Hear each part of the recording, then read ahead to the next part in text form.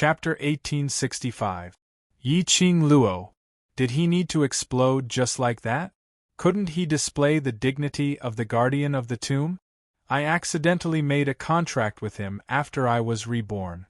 Yi Qing Luo explained patiently. He is indeed the guardian of the Azure Dew bracelet. After my rebirth, he has been teaching me how to live for myself. She raised her hand. On her wrist, that circle of floating cherry blossom pattern was still floating. The guardian's gaze was fixed on her finger. What is this? Its expression suddenly turned solemn as it rushed over and stretched out its cold hand, poking her finger. Before it could touch, Yi Qing Luo's finger was suffused with a flowing red glow, causing the guardian's hand to fly away. Old tomb. Yi Qing Luo immediately retracted her hand and looked at the guardian anxiously. The guardian shook its hand. Nothing serious happened. Where did you get that ring from? Yi Qing Luo took a look at the profound phoenix ring and shook it. My man gave it as a token of love. The guardian's vigilant and solemn expression suddenly froze. Yi Qing Luo blinked and asked in puzzlement, This is called the profound phoenix ring, is there any problem? No. Although the guardian said that, but the way it stared at the profound phoenix ring didn't seem like there was no problem at all. Ayaya, don't mind those small details. Old Man Tsang floated over and directly hooked his arm around the guardian's shoulder, circling it tightly and brought it in another direction. As the same kind, we must have a lot of common topics. I believe you have a lot of things that you want to know too. The guardian struggled, but it was no match for Old Man Tsang's strength. Ask me anything, I will definitely tell you everything I know. Old Man Tsang smiled as he pulled it to one side and winked at Yi Qing Luo's direction. Yi Qing Luo gave Old Man Tsang a thumbs up. This move was wonderful. She immediately broke into a run and ran towards the tomb in the inner circle. Without the guardian's obstruction, Yi Qing Luo rushed into the tomb smoothly. Looking at Yi Qing Luo's disappearing figure, the guardian who couldn't struggle against Old Man Tsang pushed his hand away. Enough, that lass has already entered, let go of my hand. Tsk, this old man has long seen that you care about Luoyu. Old Man Tsang obeyed and released the graveyard guardian. His spirit body floated to the other side and found a comfortable place to sit down. You clearly wanted little girl Luo to enter the inner circle to find the azure water divine weapon, but you're just too proud. You can't let go of little girl Luo's lies to you. Look at how proud you are. Little girl Luo won't laugh at you. As he spoke, Old Man Tsang leaned his head against the stone wall. The grave guardian's gloomy eyes coldly stared at Old Man Tsang. However, he discovered that his gaze was unable to affect Old Man Tsang in the slightest. He clenched his fists and retracted his gaze in annoyance. He drove his spirit body, which only had its upper body, to float over. You made a contract with that girl, so you should know her identity, the graveyard guardian said in a low voice. What identity? Old Man Tsang raised his eyebrows as if he didn't understand. The graveyard guardian's expression turned extremely ugly. Don't act dumb in front of me, I don't have the time to joke with you. Old Man Tsang laughed lightly as he lazily shut his eyes. No matter what identity she has, in my eyes, she's just a lass. Chapter 1866. Yes, no matter what Yi Qing Luo's identity was. The current Yi Qing Luo was just Yi Qing Luo. The expression on the grave guardian's face gradually softened. It leaned against the stone wall and suddenly opened its mouth. That profound phoenix ring, is it really? Given to her by her beloved? Does lass Luo look like someone who would joke about this matter? Old Man Tsang glanced sideways at it. Don't worry, I have personally verified that lad. He treats lass Luo sincerely. His identity. The grave guardian's expression was slightly grave. It sensed an unusual aura fluctuation from the ring. That fluctuation, but no matter, as long as they love each other sincerely, any problem is not a problem. Old Man Tsang waved his hand. Don't be too fixated on that lad's identity. The grave guardian knew that although Old Man Tsang had a disapproving look, but he absolutely attached great importance to Yi Qing Luo. Since Yi Qing Luo's guardian had said so, it naturally had nothing else to say. Old Man Tsang saw the grave guardian's silence, his white brows raised slightly as he leaned over and patted its shoulder. You have guarded the ancestral tomb for thousands of years, you should know the Yi family's temperament. The grave guardian was slightly stunned. It immediately flew into a rage as it slapped Old Man Tsang's hand away. You! Who do you think you are? How dare you pat my shoulder? I am not even familiar with you. Old Man Tsang laughed loudly as he wantonly patted its shoulder. Two spiritual bodies, it was obviously the first time they met, but they were familiar with each other as though they had been good friends for many years.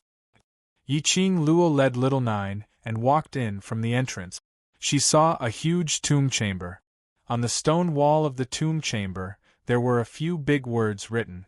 Yi Qing Luo took out the luminous pearl and shone it over.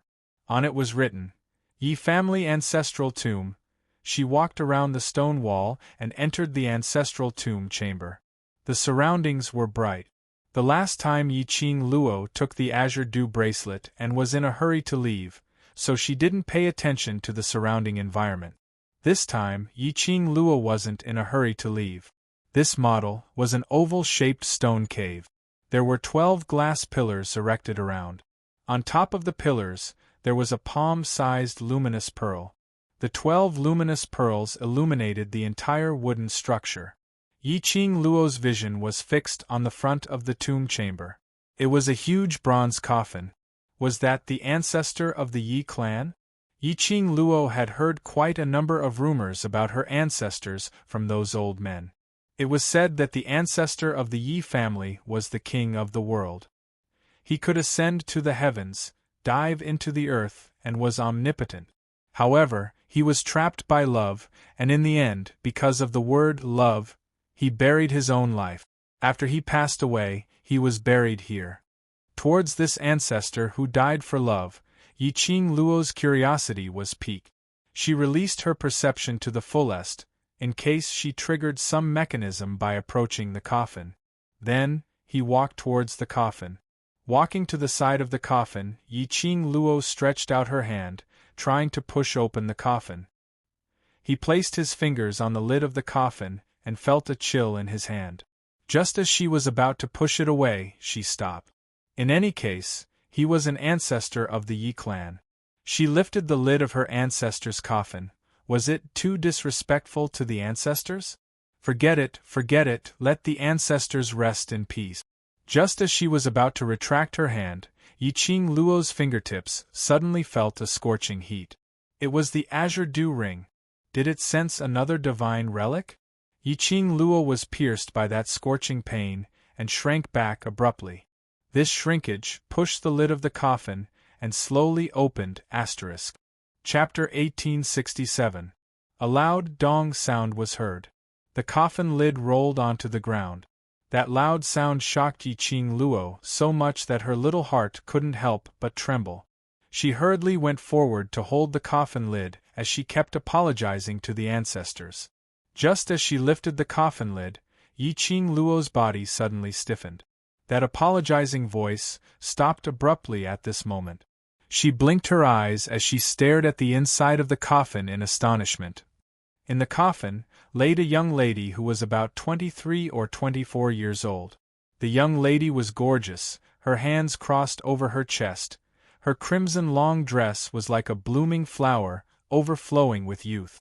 But what made Yi Qing Luo shocked was, it wasn't the young lady's stunning looks, but, what's going on?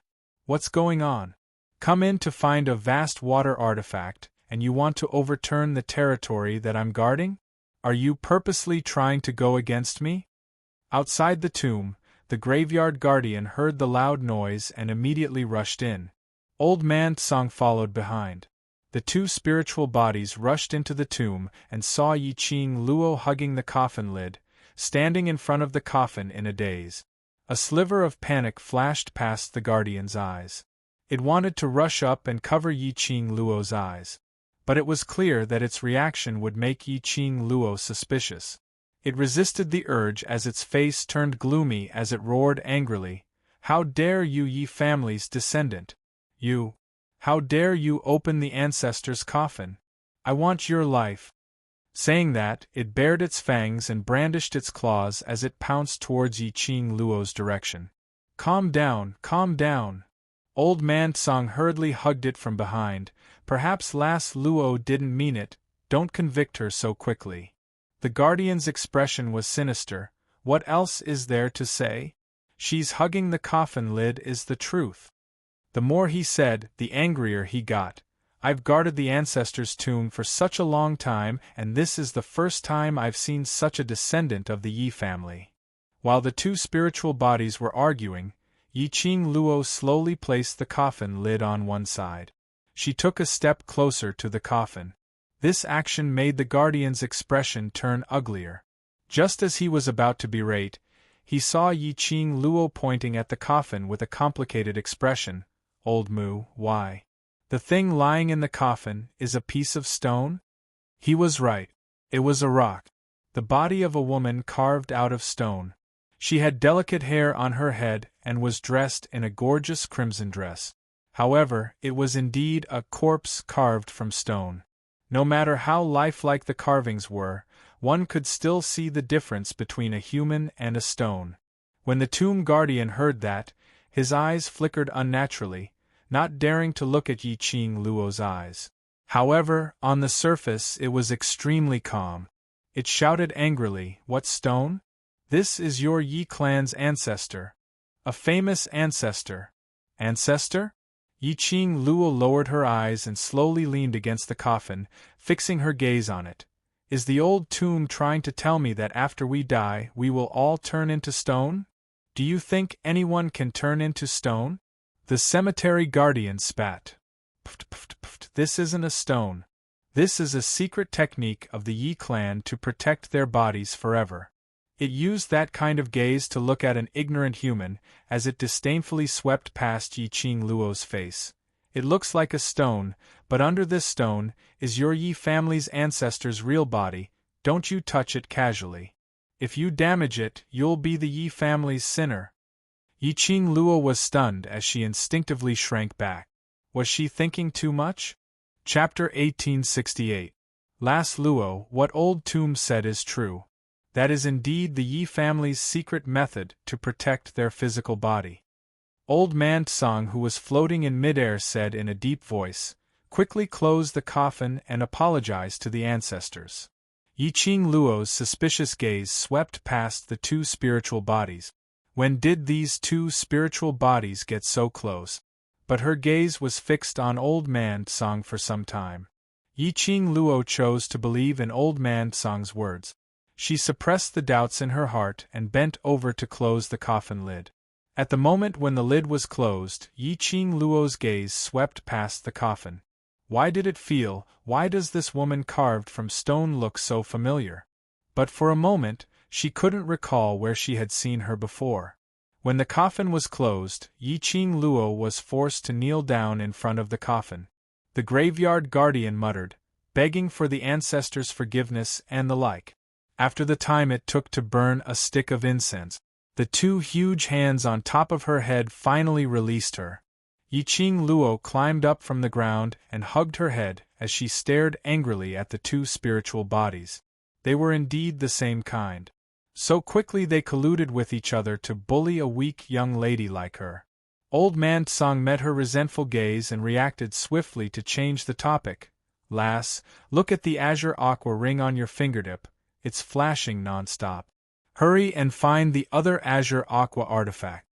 Yi Qing Luo's suspicious gaze was still sizing him up suspiciously. Looking at Old Man Tsang's awkward, hee-hee laugh, Yi Qing Luo expressed that Old Man Tsang was definitely up to something. These two spiritual bodies definitely had something to hide from her. Was it about the ancestor's corpse turning into stone? Or something else? But Yi Qing Luo didn't continue to ask. Old Man Tsang and the tomb guardian were unwilling to say. No matter how she forced, she couldn't pry open their mouth. Moreover, they naturally had their own reasons for not saying. Yiqing Luo kept away the deep thoughts in her heart as she placed all her attention on her fingers. The azure aqua ring's restlessness had no intention of diminishing as it continued. She looked around but had no way to sense the whereabouts of the other azure aqua artifact. Woo woo! Not knowing when, Little Nine had scurried to Yiqing Luo's feet. Its little mouth bit onto Yiqing Luo's skirt as it pulled her towards the coffin. Yiqing Luo was puzzled. Little Nine, what's wrong? Wow. What? Little Nine opened his mouth, his sharp voice calling out a few times. You want me to go with you? Yiqing Luo seemed to understand Little Nine's meaning. As expected, Little Nine nodded his head, and while biting on Yiqing Luo's skirt, he started running towards the direction of the coffin. Yiqing Luo followed Little Nine over.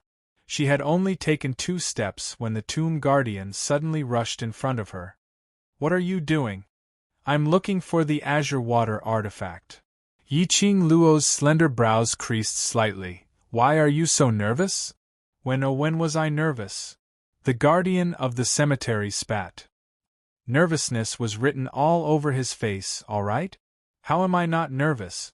Looking at the grave guardian's expression, Yiqing Luo increasingly felt that in the ancestral tomb coffin, that stone corpse must be hiding some secret. Otherwise, the grave guardian wouldn't be so agitated. Suddenly, Yiqing Luo recalled the ancestor's extremely familiar face. Every time she was about to grab hold of something, she seemed to recall where that familiar feeling came from. But the next moment, she couldn't grab hold of anything. Chapter 1869. Old Mu, stop teasing little Luo.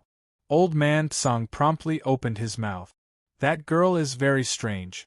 If you tease her for too long and she takes it seriously, you won't be able to explain yourself even if you have 10 mouths. The muscles on the tomb guardian's face twitched as his gloomy eyes stared fiercely at Yiqing Luo. But he didn't obstruct Yiqing Luo as he gave way to her. Yiqing Luo raised her eyebrows and glanced at Old Man Tsang with a smile that didn't look like a smile. Old Man Tsang's expression was calm. With a benevolent expression, he smiled and nodded at her. No matter how one looked at it, this smile seemed to harbor ill intentions. Yiqing Luo expressed that she totally did not see the so-called benevolent countenance. On the contrary, it made her even more certain of her guess. However, she did not want to delve into this secret for the time being. Yiqing Luo followed Little Nine and walked to the side of the coffin. The little body of Little Nine drilled into the bottom of the coffin. Soon after, it raised its little head and let out a cry. You're saying, the vast water god relic is under the coffin? Yiqing Luo asked in astonishment. Little Nine nodded his head. Woo-woo. Yiqing Luo, there was only one thing she wanted to ask. Just what sort of eccentricity did the person who had scattered the azure water divine artifact all over the world have? It was fine that he liked to place them in all kinds of cemeteries. This time, he even hid under the coffin. What kind of inexplicable fate did it have with the tomb and the coffin? Yiqing Luo was extremely certain that that person had a huge grudge with the so-called King Ling, the ancestor of the Yi family. Otherwise, why would they hide a divine artifact that could shake the world in their graves? Once news of the whereabouts of the vast water divine artifact got out, what Prince Ling? What Yi clan ancestor's tomb? They would all be turned upside down. The tomb of the Yi clan's ancestor. If no one could break the formation, the ancestor could still lie peacefully in the coffin.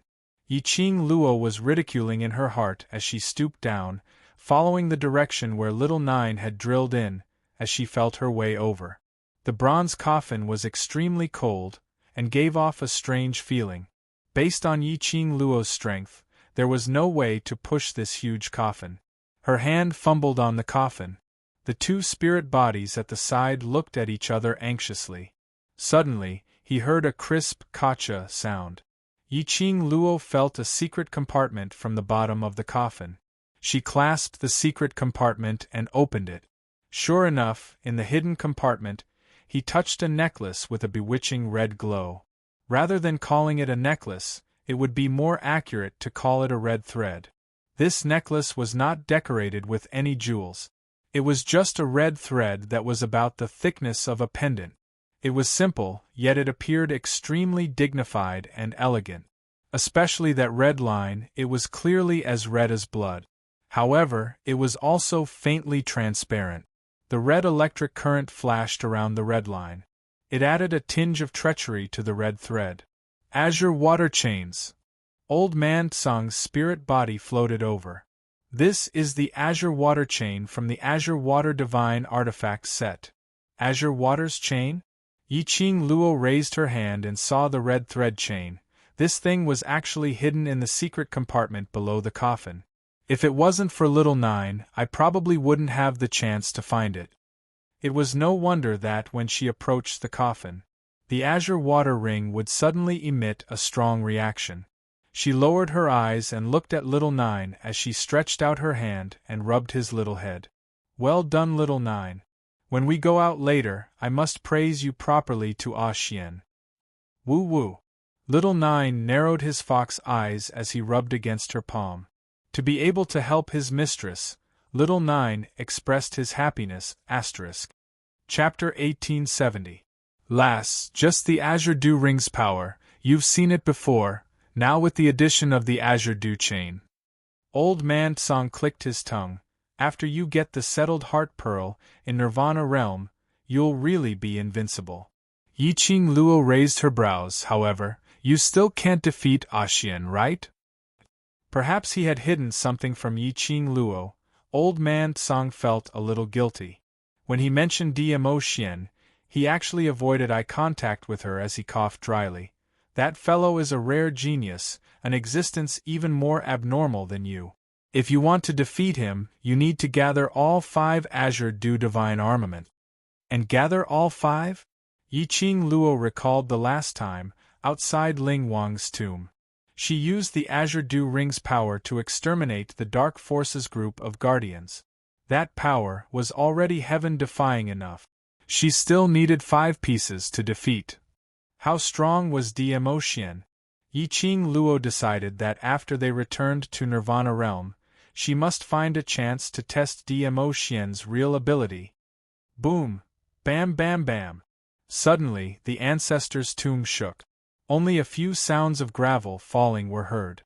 Following that, a few angry and clamorous voices were heard from the quiet inner circle. What the hell is this? Who brought this damn thing in here? Someone dares to barge into the Yi family's ancestor's tomb. Really treating us guardians as non-existent. F***K. Still dare to hide. You damn thing, stop right there. See if I don't blast you into dregs. It was noisy and it sounded like there were at least 4 different voices. When the guardian of the cemetery heard those voices, his expression immediately darkened. How did we attract those guardians who only know how to sleep all day? That's right, it was those few. Right from the start, Yiqing Luo had emphasized that there were those few guardians in the inner circle. Other than the old tomb, there were 4 other tomb guardians. But those 4 tomb guardians were usually in deep sleep and rarely bothered about the matters of the ancestor's tomb. Including the last time. Yiqing Luo came to the ancestor's tomb to retrieve the Azure Dew bracelet.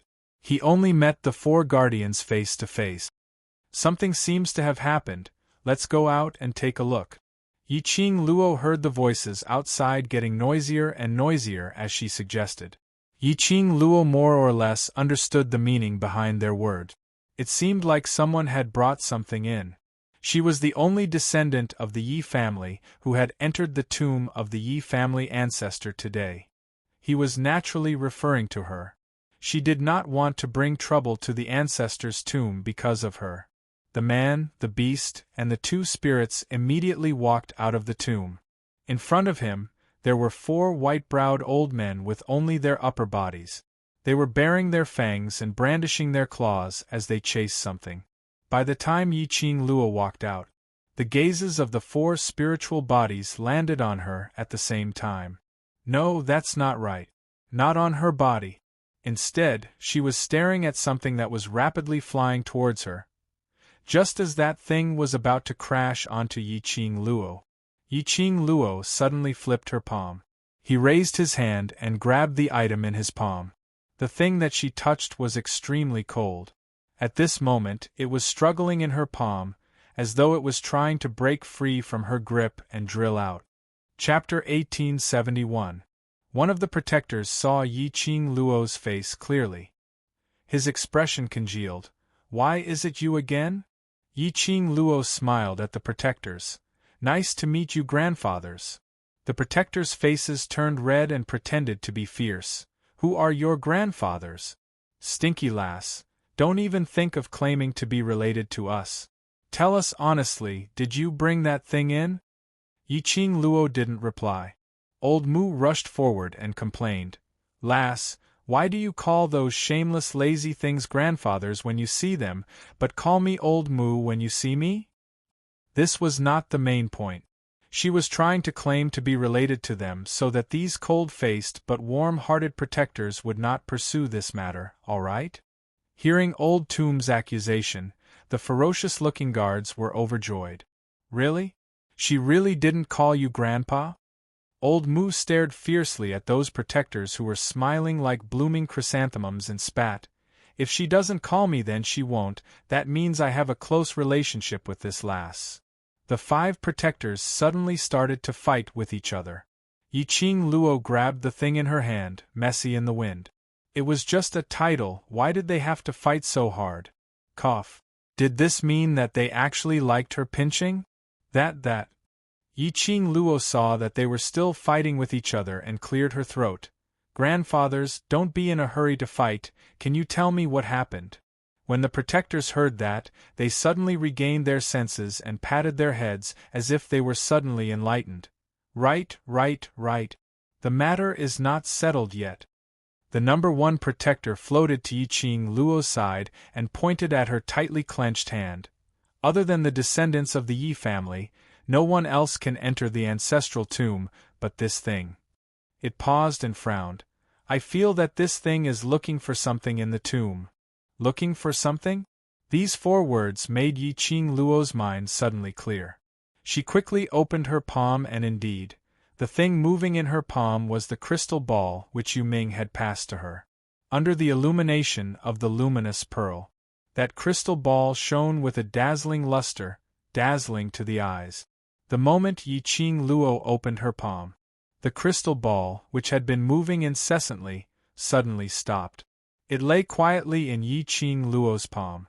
It made Yiqing Luo's jade-like palm look even more fair, almost transparent. "Damned girl, this is really yours." Guardian number 2 blew his beard and glared. He was so angry that he kept floating in the air. "You are a descendant of the Yi clan. How could you betray the Yi clan?" "Betray?"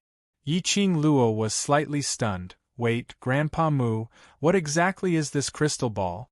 The few guardians looked at each other in dismay, but after carefully staring at Yiqing Luo for some time, they saw that Yiqing Luo's expression indeed didn't look like she was pretending.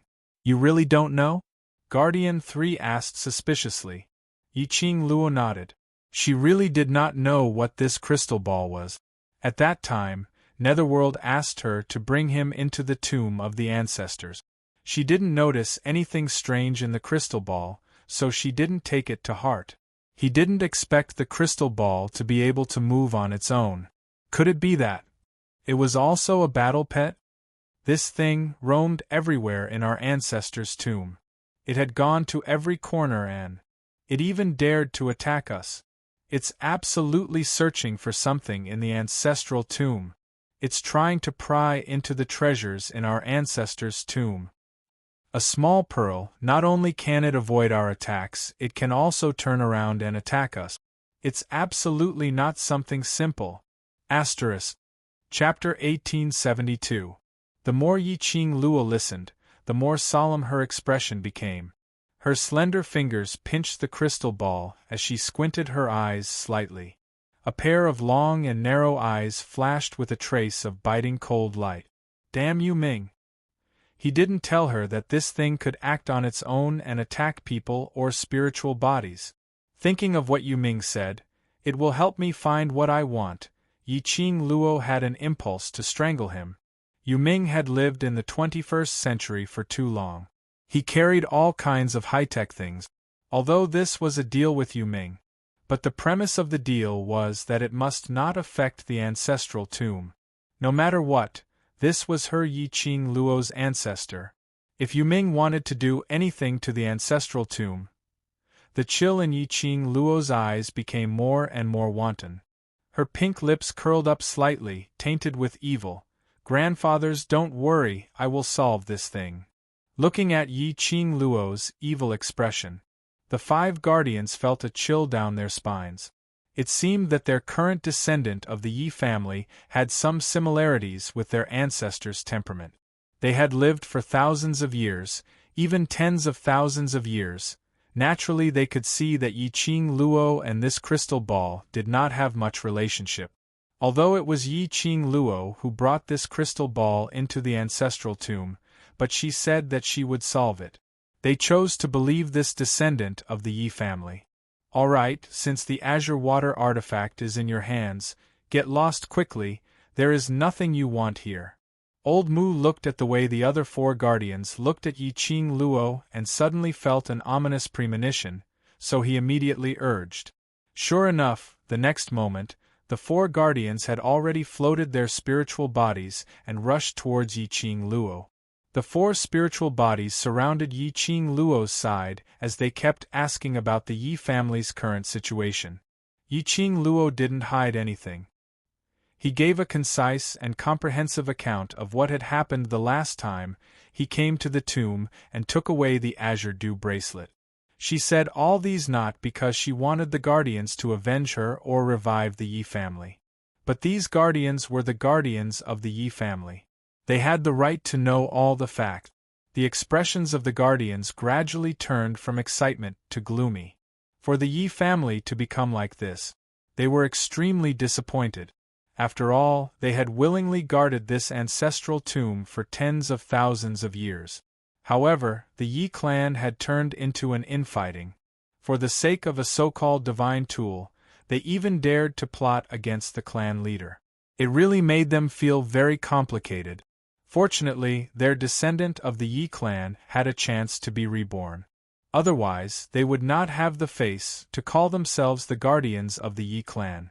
Seeing that he could not stop it, Old Mu sighed helplessly. Let bygones be bygones. Now that the girl has her own new life, let her live her life in her own way. That will be enough. Old Tomb's words made the other guardians silent for a moment. Soon after, he sighed softly and said in a low voice, Old Mu is right. Since the descendant of the Yi family has died in that explosion, the little girl now is her own person. She can live her own life in her own way, and there is no need for her to live for the Yi family.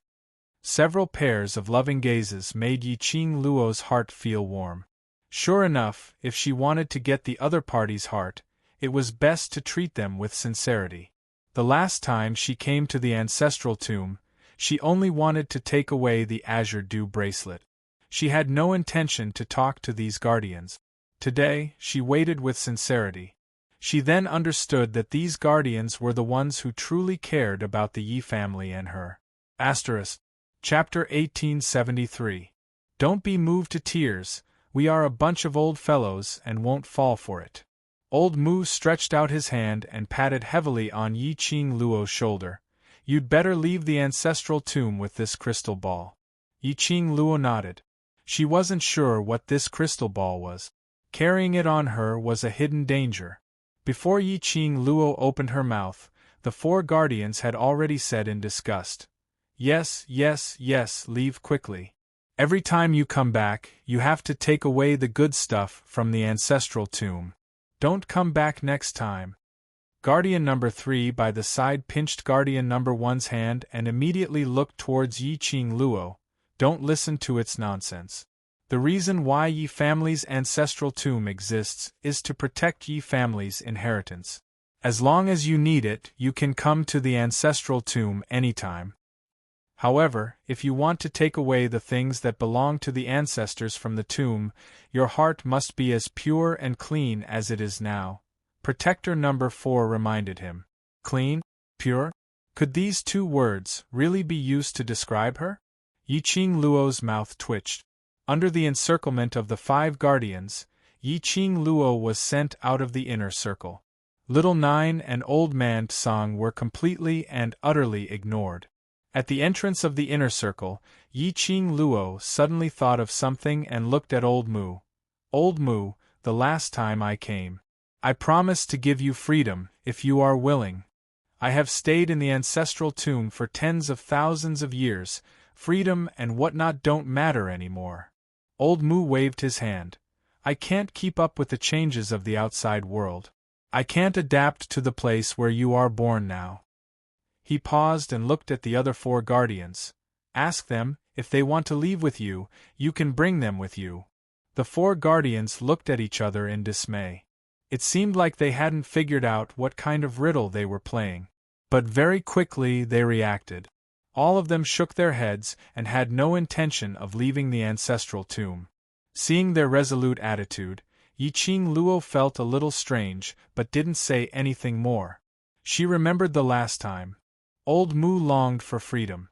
This time, it would not be a problem for her to bring the old tomb away, or even bring the 5 spiritual bodies out of the ancestral tomb. However, none of them were willing to leave. She could only sigh to herself. It could only be said that it was impossible to guess the guardians' thoughts. Yiqing Luo bade farewell to the 5 graveyard guardians as she carried Little Nine and led Old Man Tsang, whose shoulder was floating as she walked towards the center. Passing through the complicated array with ease, Yiqing Luo was still in a dilemma about why the old tomb refused to leave with her. Old Man Tsang floated down from her shoulder and slowly floated in front of her. Silly girl, these old men. They made a deal with you before and wanted to accompany you out of the ancestral tomb because they were worried that you would be harmed by the Azure Dew bracelet. He let out a heavy sigh. The existence of the Azure Dew bracelet, no matter what era it is, as long as it is known, it will definitely set off a reign of terror. Yiqing Luo understood this point very well. Otherwise, she wouldn't have been afraid to use the teleportation secret technique and the thunderclap technique in front of others. He couldn't let anyone discover anything about the Azure Dew bracelet. Therefore, that time when Old Mu made a deal with her, he actually wanted to stay by her side to protect her, the current patriarch of the Yi family? Then why? Yiqing Luo had just spat out these 3 words when she suddenly thought of something and stopped her mouth. The lines on her face softened a little. Chapter 1874. Back then, he had chosen freedom because he wanted to protect her. She chose to stay in her ancestor's tomb because she already had enough people by her side to protect her. The guardian of the Azure Dew bracelet, Old Song. The lover who gave her the profound phoenix ring, Dmo Xian. Therefore, they stayed in their ancestor's tomb with peace of mind and continued to protect the Yi family's inheritance. Those arrogant old men with cold faces but warm hearts. Don't worry, we'll meet again. Old Man Song couldn't help but let out a smile. His gentle gaze looked at Yiqing Luo's tranquil face. Don't think too much, let's go out first, don't you still have to rush to the battle plane? Mentioning the battle planes, Yiqing Luo's expression recovered, and as though she thought of something, her palm flipped and summoned the underworld mirror. There's no hurry to go to the battle dimension. With the protection of the netherworld, there's no need to worry about them for now. Although she said that, Yiqing Luo still activated the underworld mirror to lock onto Yen Xiao Yi and Xiao Jin's position. She hadn't even spent more than a day in the ancestral tomb. At this moment, Yen Xiao Yi and Xiao Jin had already rested well. He looked much more spirited. The 2 of them seemed to be communicating about something, when Yen Xiao Yi suddenly stretched out her arms and wrapped them around Xiao Jin's neck. Xiao Jin was slightly startled, but he did not resist. The atmosphere was warm and sweet. Yiqing Luo didn't continue watching. Taking advantage of the safety of the barrier, he would let the 2 of them be alone for a while. Such an opportunity was hard to come by. Now Yan Xiaoyi had taken the initiative to attack. He should also take this opportunity to let Xiao Jin know his own heart. Old man Tsang, help me take a look at what this thing is. Yi Qing Luo didn't keep the underworld mirror but threw the crystal ball towards old man Tsang. You're worried that the netherworld will make use of this plane's inconceivable technology to break the ancestral tomb's array? Old man Tsang saw through Yi Qing Luo's thoughts. I will not allow any accidents to happen. Yi Qing Luo didn't believe in Yuming, so naturally she would doubt the use of the crystal ball. If the crystal ball could follow or monitor everything she did in the ancestor's tomb, then the netherworld could break the formation of the ancestor's tomb according to the content it followed or monitored. Then what should he do? She was a member of the Yi family. She would never allow anyone to destroy the Yi family's ancestral tombs. Especially it was because of her. Old man Tsang took the crystal ball and used his profound energy to examine it, but he didn't find anything strange about the crystal ball. However, the strangest thing was that there was nothing strange about it. One must know that the crystal ball previously had its own consciousness, quietly left Yi Qing Luo's body, and wandered around the ancestral tomb, and even attacked the spirit body. These were not things that an ordinary crystal ball could do. Yi Qing Luo's perceptive ability was extraordinary. But she couldn't sense when the crystal ball left the brocade box it was in. There was definitely something wrong with this thing. Yi Qing Luo controlled the underworld mirror and aimed it at the crystal ball. After injecting her profound energy into the underworld mirror, Yi Qing Luo tried to search for the information in the crystal ball. Yi Qing Luo wasn't familiar with the operation of the underworld mirror. She was just giving it a try. He wanted to use the method of locking onto Yan Xiaoyi and Xiao Jin to derive some information from the crystal ball. Unexpectedly, he actually succeeded. Yi Qing Luo's eyes lit up as she stared at the mirror. The internal structure of the crystal ball surfaced. She was shocked. Damn it! Ah Xian was too smart, too powerful. Chapter 1875. On the mirror, the internal structure of the crystal ball made one tongue-tied. The densely packed electronic data made Yi Qing Luo's eyes dazzled. Previously under the training of those old men in the Yi family, Yi Qing Luo was considered as an all-round existence. But only towards the electronic stuff, she had no interest to learn and was not proficient in it.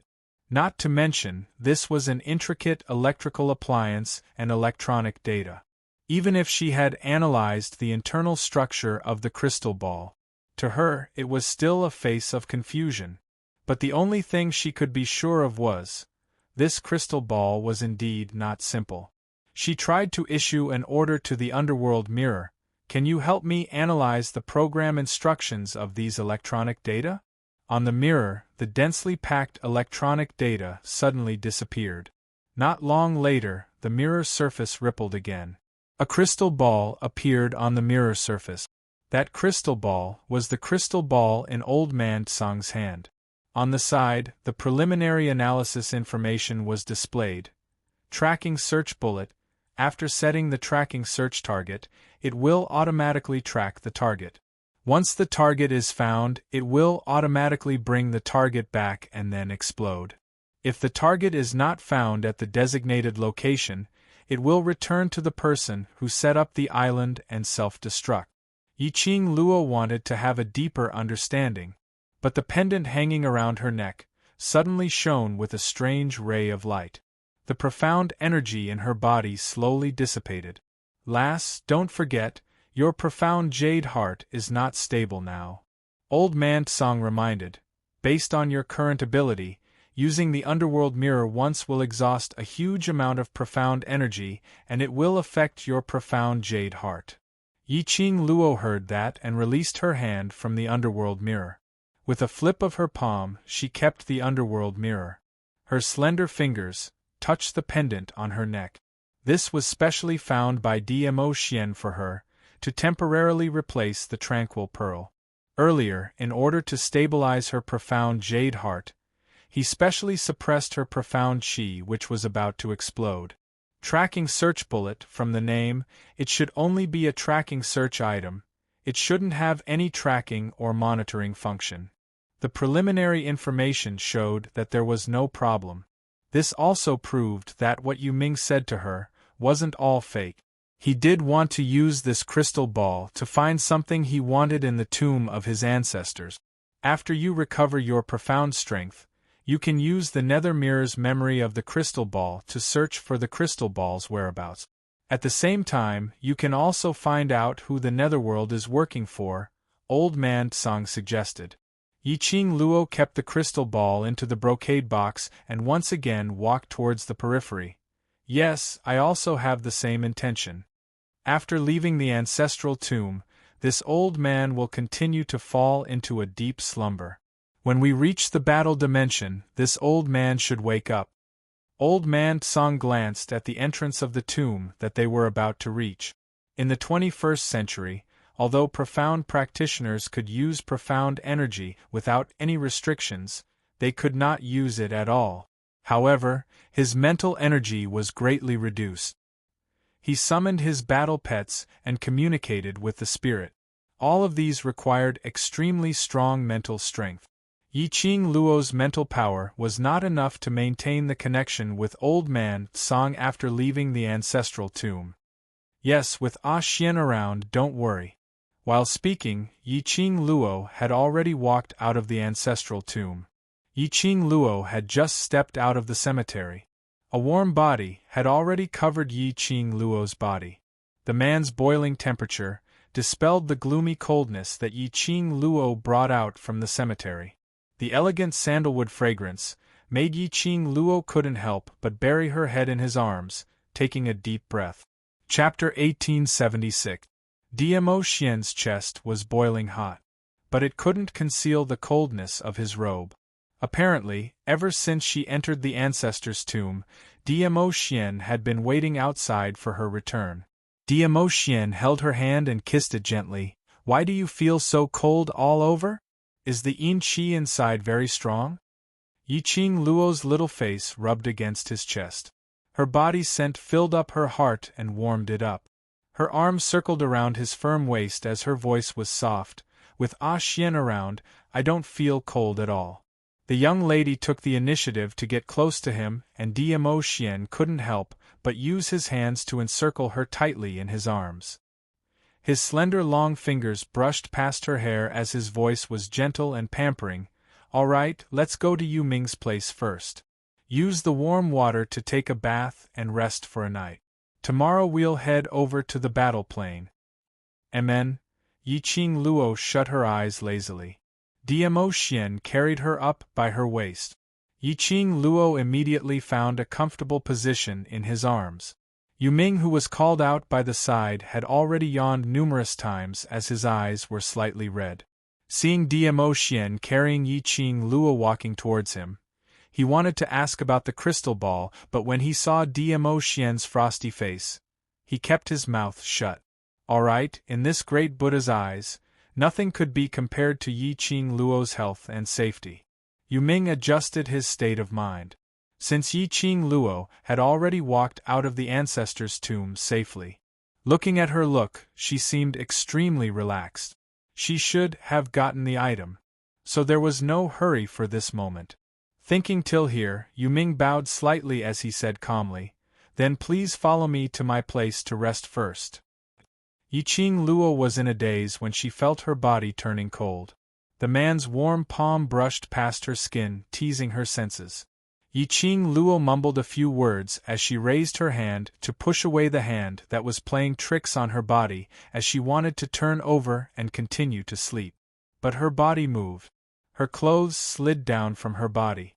Her skin instantly felt itchy. She abruptly opened her eyes to discover that she was leaning against the man's thick embrace. Half of her robe had already been untied, revealing half of her fragrant shoulder and a white pocket. Xian. Yiqing Luo caught hold of the hand that was still untying her pocket, her face flushed red. What are you doing? I'll let you take a bath. Dmo Xian brushed her hand away and took off her clothes. Yiqing Luo then noticed that the surroundings were filled with hot air. I am already awake. I can wash myself. Yiqing Luo's face was flushed red as she pulled a towel over to cover her body and retreated from Dmo Xian's embrace. Previously at the hot spring, she had asked Dmo Xian to serve her bath. Gu Yu's heart was almost attacked by fire. This evildoer was too alluring. She didn't want to enjoy the same feeling a second time. He was determined to bathe himself. How could Dmo Xian let her escape? Her shimmering peach blossom eyes looked extremely seductive in the mist. His thin lips curved upwards as his mellow wine voice was extremely intoxicating. Lil Luor, it's not the first time we've met each other honestly, and it's not the first time I've served you in the bath. What's there to be shy about? His hand exerted a little force. Yiqing Luo fell into his boiling hot embrace once again. Yiqing Luo instantly blushed, and under his gaze, she felt her entire body heating up unknowingly. Between the two of them, there was only a thin towel. She was extremely shy as she racked her brains to think of an excuse to reject him. Before she could think of anything, Dmo Xian had already thought of a reason that she couldn't reject him no matter what. The grave's yin qi is too heavy. Other than using hot water to wash, you have to disperse that yin qi, otherwise once it enters your body, it will affect your body. Asterisk. Chapter 1877. Alright, heed 1. Yiqing Luo resisted the redness on her face as she gritted her teeth. Alright? Disperse the cold air then. If you dare to take the chance to flirt with me, don't blame me for sleeping with you in the bathroom. In order to show a more vicious and evil expression, she stared at Dmo Xian's misty face and added another sentence. And the kind of sleeping where you're hovering between life and death. Dmo Xian couldn't help but laugh. Alright, I'll let you sleep however you want. Vicious and evil expression had no effect on Dmo Xian. On the contrary, it made Yiqing Luo's face turn even redder. As a new human in the 21st century, she couldn't win against an ancient person and was even flirted with till her face turned red. What should she do? Waiting online, urgent. Yiqing Luo was still gritting her teeth when her body suddenly felt light as she was carried by Dmo Xian. The towel on her body slid down. The jade-like body of the moon under the bright and dazzling bathroom lights seemed to be plated with rays. Previously those injuries in the dark sacred region, under his meticulous recuperation, there wasn't a single scar at all. Every part of Yiqing Luo's skin was giving off an intoxicating charm. Her beauty was in her bones. Her charm was seductive to the bone. Dmo Xian's scorching gaze deeply gazed at every inch of Yiqing Luo's skin. Yiqing Luo bit her lower lip as she shamefully shifted her gaze away. Under Dmo Xian's scorching gaze, she could clearly feel her body temperature rising continuously. Her entire body felt weak and powerless. Her peripheral vision glanced at Dmo Xian's eyes. It was instantly engulfed by the burning flame in his eyes. Her mind was empty. It was indeed not the first time they met each other, and it was indeed not the first time he looked at her from head to toe. But she still felt extremely bashful. When her body submerged into the warm bathtub, Yiqing Luo then dared to shift her gaze. The bathtub was filled with bright rose petals, concealing the body under the water. It also made Yiqing Luo less bashful. Her curly long eyelashes fluttered as she stared at the man with a flushed face. You said before, only dispel the yin qi. Dmo Xian's hoarse voice was filled with a strong sense of affection. The mist was dense and rose petals were fragrant. That peerless face of his became even more alluring. Her heart trembled fiercely. Ah Xian, hurry up and disperse the yin qi. Once you're done, then leave. What a torturous little devil. Why was he always flirting with her? Last time at the hot spring, she failed to retaliate and slept with him. He once again presented an opportunity to her. She would really be drowned in sleep. Yiqing Luo suppressed the urge to turn into a wild beast. She was a woman, she had to be reserved. At the very least, he had to maintain his outward modesty. Otherwise, if she were to retaliate against a man, Diemo Xian would think that she was unsatisfied. Although, she was indeed, Diemo Xian was flirting with her very much. No. Full. The man's hand gently caressed her exquisite and beautiful face. The exquisite skin, the silky smooth touch made Diemo Xian's entire body tense up. He was a normal man, how could he be indifferent to the beauty of his beloved woman in his arms? The scorching heat in his eyes had already revealed the deepest thoughts in the depths of his heart. But, looking at the young lady's blushing face, he couldn't bear it any more. The petals in the pool were all overshadowed by Yi Qing Luo's bright and beautiful face. The slightly fluttering eyelashes, bit by bit, stirred his heart. Chapter 1878. His warm, thin lips landed on her forehead, which was scorched by the heat. The man's intimate touch made Yi Qing Luo's heart tremble slightly. She suddenly raised her eyes and met with a pair of peach blossom eyes, which seemed to bear thousands of tender feelings in the world. The eyes were glistening, long and narrow with a demonic charm. In those eyes there was only her alone. As though, in this world, the only person he could see was her alone. Yi Qing Luo's blush grew deeper. She was so embarrassed that she didn't know what to say. Lil Luo, don't show this kind of expression, it will make me mistakenly think that you are. The man's deep voice lingered by her ear, inviting me. Yi Qing Luo's cheeks were flushed, only in front of Diemo Xian would she reveal such a charming and enchanting look. His voice was extremely pleasant to the ears. Yi Qing Luo inexplicably thought of a sentence. This voice, even the ears are going to get pregnant from hearing it. She swung her fist and pounded on his chest. Following that, she turned her face to one side, not wanting Diemo Xian to tease her until she completely lost her rationality. Diemo Xian forcefully turned her head over. He forced her gaze to meet his. Yi Qing Luo shrank back slightly. The next moment, the man's breath had already spilled onto her face. The temperature was scorching, his breathing heavy. His lips were on hers. When their lips were on each other, they could only see each other. Evildoer. While she was muttering, Yi Qing Luo spat out 2 words. Following that, she couldn't be bothered about the so-called lady's modesty. This evildoer was thinking of ways to tease her. If she was still indifferent, then there must be something wrong with her brain. Yi Qing Luo suddenly stretched out her arms, wrapping it around his neck. The body which was hidden in the water suddenly exerted a little force. The man who was still wearing a purple robe was forcefully pressed into the bathtub. The man's black hair, which was scattered on his shoulders, was soaked in water. A purple robe, also in the water, was dyed like a poppy, mysterious and gorgeous color. Yi Qing Luo's naked body pressed on Diemo Xian. His wet hair fell on his cheek. Yi Qing Luo's fair little hand had already hooked onto the knot of his collar as she gave a devilish and enchanting smile. Ah Xian, see if I don't make you hover between life and death. The corners of Diemo Xian's lips curled up into a warm smile. I'll do as you wish, I'll cooperate fully. In the bathroom, water splashed and music overlapped. The silhouettes of people drifted about in the room. The next day, Yi Qing Luo said that she wasn't in a hurry to go to the battle plains, so she wasn't in a hurry to go. She asked Diemo Xian to set up a barrier and locked the array eye within the barrier. Following that, she and Diemo Xian changed into this era's clothing and brought Diemo Xian along as they started to tour this world which she grew up in. She told Diemo Xian all her secrets in full detail. For example, she had once lived in this era for a full 20 years.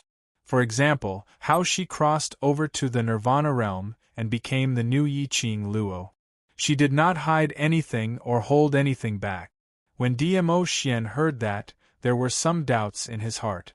If it was said that Yi Qing Luo's soul had swapped bodies, then the Nirvana realm's Yi Qing Luo had replaced her. That was when he saved her from the dark sacred region, when her soul was damaged. He and Ghost Doctor thought of all ways and means to help her stabilize her soul and restore her soul. Obviously, the soul and this body were extremely compatible. He totally didn't feel any presence of a reincarnated soul. But looking at Yi-Ching Luo's serious and solemn tone, she apparently really treated him as the outsider who had replaced her. In this, there should be some secret which Yi-Ching Luo herself didn't know about. Chapter 1879. Thinking back to what the array I had said, the reason why Yi-Ching Luo came to this plane from the soulless array. It was an expert who had spent over 100 years of cultivation to send her here. Obviously, that expert's motive was closely related to Yi-Ching Luo's transmigration to the Nirvana realm. Netherworld, could it be related to this matter? What happened? Yi-Ching Luo held onto Diamo Xian's arm as she indulged in the sight of him wearing a casual suit, yet still looking so handsome and peerless. Diamo Xian glanced sideways and smiled dotingly. It's nothing. No matter what complicated secrets were hidden behind this matter. Diamo Xian did not intend to expose her for the time being. According to what Yi-Ching Luo said, Old Man Tsang had followed Yi-Ching Luo to Nirvana realm from this era. How could Old Man Tsang not see that Yi-Ching Luo's soul and flesh body were completely compatible? But now Yi-Ching Luo still thought that she had reincarnated in another person's body. That also meant that Old Man Tsang didn't intend to let Yi-Ching Luo know about this matter. Based on Yi-Ching Luo's strong character. Let's put this matter aside for now. No matter if Yi-Ching Luo was Yi-Ching Luo or the Yi-Ching Luo who had reincarnated. His little Luo was his little Luo. Leading Diamo Xian, he toured one round around the 21st century. The two returned to Netherworld's villa. The Netherworld was not in the villa. Yi-Ching Luo thought of something and pulled Diamo Xian back to the room. She flipped her palm and summoned the Nether Mirror. What? Worried about Xiao Jin and Xiao Yi? Diamo Xian held her waist as the both of them leaned against the soft bed. Yi-Ching Luo shook her head. Yu Ming wants to leave this plane, he doesn't dare to lie to me. Then what do you want to investigate? Diamo Xian lifted a lock of her silky hair and brought it to his lip. Yi-Ching Luo curled her lips mysteriously. Injecting Xian energy, the surface of the mirror began to fluctuate. Soon after, a dazzling crystal ball appeared. You gave the crystal ball to Netherworld? Diamo Xian knew what Yi-Ching Luo wanted to do with just one look. Yi-Ching Luo raised her brows with a smile that didn't look like a smile. If I don't give it to him, how would I know his secret? The Netherworld would never have thought of this. The Netherworld mirror, which he had once regarded as a treasure, would now become a pair of eyes that monitored him. At this moment, Netherworld was somewhere with the crystal ball. Not long after, the crystal ball was taken out of the brocade box. Through the crystal ball, the mirror began to display the surrounding environment. It looked like a laboratory filled with countless high-tech equipment. Yu Ming was sitting in front of a screen, his face full of respect and humility. After a while, the screen flickered with electric light. Suddenly, two people wearing black robes appeared, covering their entire bodies. From the body shape, Yi-Ching Luo could tell that it was a man and a woman. When those two people appeared, the man she was using as a cushion suddenly stiffened. Yi-Ching Luo keenly sensed the change in Diamo Xian's emotions and turned her head to look at the man's dignified expression, her lips curled into a sweet smile. Why? Do you know him? Diamo Xian was silent for a moment, his thin lips moved slightly. I've met him once, a very strong opponent. Yi-Ching Luo's eyes widened in curiosity. For Diamo Xian to call it powerful. How terrifying would that be? No wonder Diamo Xian's expression was so grave. Did the Netherworld listen to those people's orders? Yu Ming, what's wrong with you? Where's the Netherworld mirror? The woman's sinister laughter was extremely ear-piercing. Yu Ming's expression changed slightly. That's not important, has the revered returned? An icy cold voice was heard from the screen. Pass the tracking search bomb to me. Chapter 1880. Yu Ming narrowed his eyes. Based on what? Based on the fact that you're merely an abandoned trash. Yu Han sneered coldly.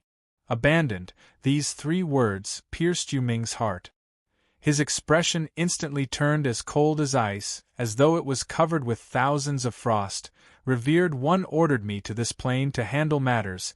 It's not the so-called abandonment, I'm the same as you. His voice, word by word, was extremely cold. Between his brows was tainted with an absolute cold storm. His scarlet-red eyes seemed to be dyed with blood. This look made Yuhan and Yu couldn't help but feel a chill down their spines. On the screen, the two men's sinister eyes revealed traces of fear. Perhaps it was the fear in Yu's eyes, which made Yu Ming regain his senses. He restrained the expression in his eyes as his expression returned to normal. I want to personally hand over the tracking search bomb to Revered One. Yu Ming, don't be so shameless. Yuhan berated in a cold voice because of the fear she had towards Yu Ming earlier. She felt a little ashamed.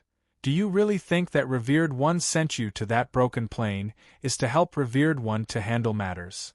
Yuhan rushed in front of the screen. Under the black robe, half of her treacherous and eerie face was revealed. Let me tell you, you've been exiled.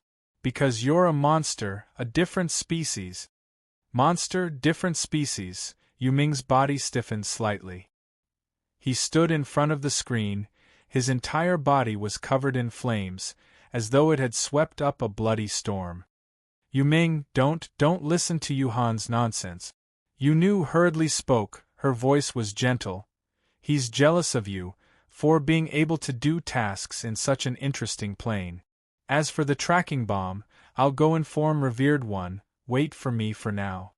The lady's delicate voice was like a warm breeze, brushing past Yu Ming's heart. No matter how much anger he had, at this moment, it all disappeared. He gazed deeply at the lady on the screen as he nodded. Yuhan, who was standing by the side, seemed to want to say something, but her arm was grabbed tightly by Yu. The both of them disappeared in front of the screen. On the other side, Yiqing Luo stared at the image on the mirror as she clicked her tongue. That's the lady that Yu Ming likes. I don't know what she looks like, but I think Yu Ming's love should be one-sided. Everyone could see that.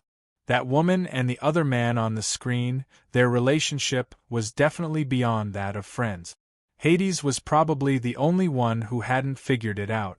Or could it be that he had already seen through her, but she was just pretending to be dumb to give herself space to fantasize? Yiqing Luo changed her position in Dmo Xian's arms as she kept some profound energy. But how their feelings are has nothing to do with us. She raised her head and from this angle, she looked at Dmo Xian's face. Ah Xian, who do you think those two people and the venerable one they mentioned are? She reached out and stroked his cheek with her slender fingers. Dmo Xian's eyes were tranquil. His expression was no longer as solemn as before, but was indifferent, as though it was of no importance. I don't know. These two people are from the upper realm. The venerable that they are talking about should also be from the upper realm. His light and indifferent tone revealed that Dmo Xian had no interest in those few people. Yiqing Luo brushed the black hair on his shoulder as she agreed. Amen, to be able to make you feel that they are strong opponents, they are definitely not from Nirvana realm. Dmo Xian stretched out his hand as he grabbed her little hand. No matter what their identity is, as long as their motive is you, even if they are from the upper realm, I will still go against the heavens for you. Yiqing Luo's eyes were filled with smiles, as her arms circled around his neck. Chapter 1881. I'm just a mortal. They are from the upper realm, how could their target be me? Yiqing Luo raised her brows. From what I see, their target should be the Yi family's ancestors' belongings, for example. The azure dew bracelet. She stretched out her hand and waved it in front of Dmo Xian. The cherry blossom pattern around the wrist of the fair lotus root was extremely eye-catching. Dmo Xian's fingers caressed the lifelike pattern. It's also possible. Old Man Tsang has already concealed all the presence of the azure dew bracelet.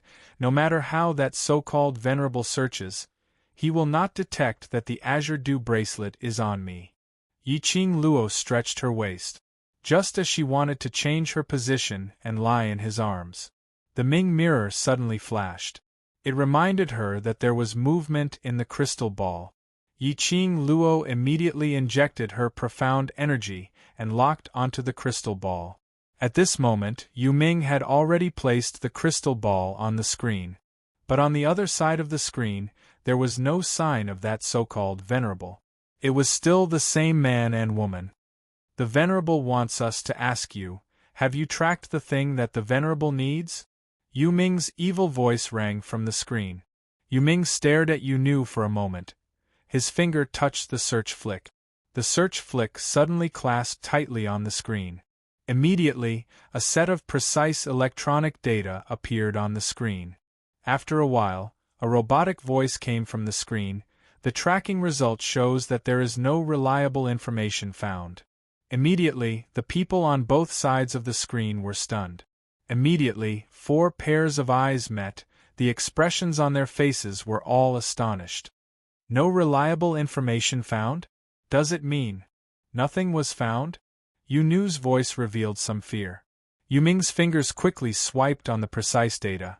His brows knitted tightly. Impossible. As long as that thing is in the Yi family's graveyard, it will definitely be found. Just as his voice fell, his sliding fingers paused. Don't tell me. That thing is not in the Yi family's graveyard? Other than the Yi family's ancestors' grave, where else can that thing be placed? Yu Lung snorted coldly. I think you obviously want to take that thing for yourself, to betray the venerable. Childish.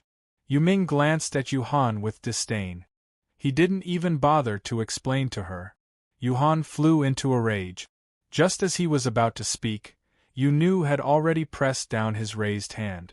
After that, he looked at Yu Ming and said solemnly, Yu Ming, you can't joke about this. Investigate this thoroughly. The tracking results show that there is nothing in the target range. The mechanical voice sounded again from the screen. Yu Ming's finger slid down from the screen. You know my character, Yu Nu. I don't joke around. Ghost Girl's eyes turned cold as she looked at Yu Han beside her. She seemed to be hesitating about something. After a while, she said, I will tell the Venerable One the truth about this. As he spoke, he cut off the connection with the screen. Bang! The crystal ball exploded on the screen. It didn't matter if the search missile could find the target or not. After the command was given, they would self-detonate. Yu Ming's body swayed slightly and he fell heavily to the ground. His face was also filled with disbelief and astonishment. On the other side, in the villa, the image on the mirror suddenly turned black following the explosion of the crystal ball. Yiqing Luo kept the mirror and looked at Diamo Xian with her charming eyes. Ah Xian, what do you think they are looking for? Now it could basically be concluded. The target of the search bomb wasn't the Azure Dew bracelet. Otherwise, the search bomb would have searched for her at the first instant. Chapter 1882. Diamo Xian lowered his eyes and gazed at the beautiful face of the young lady in his arms.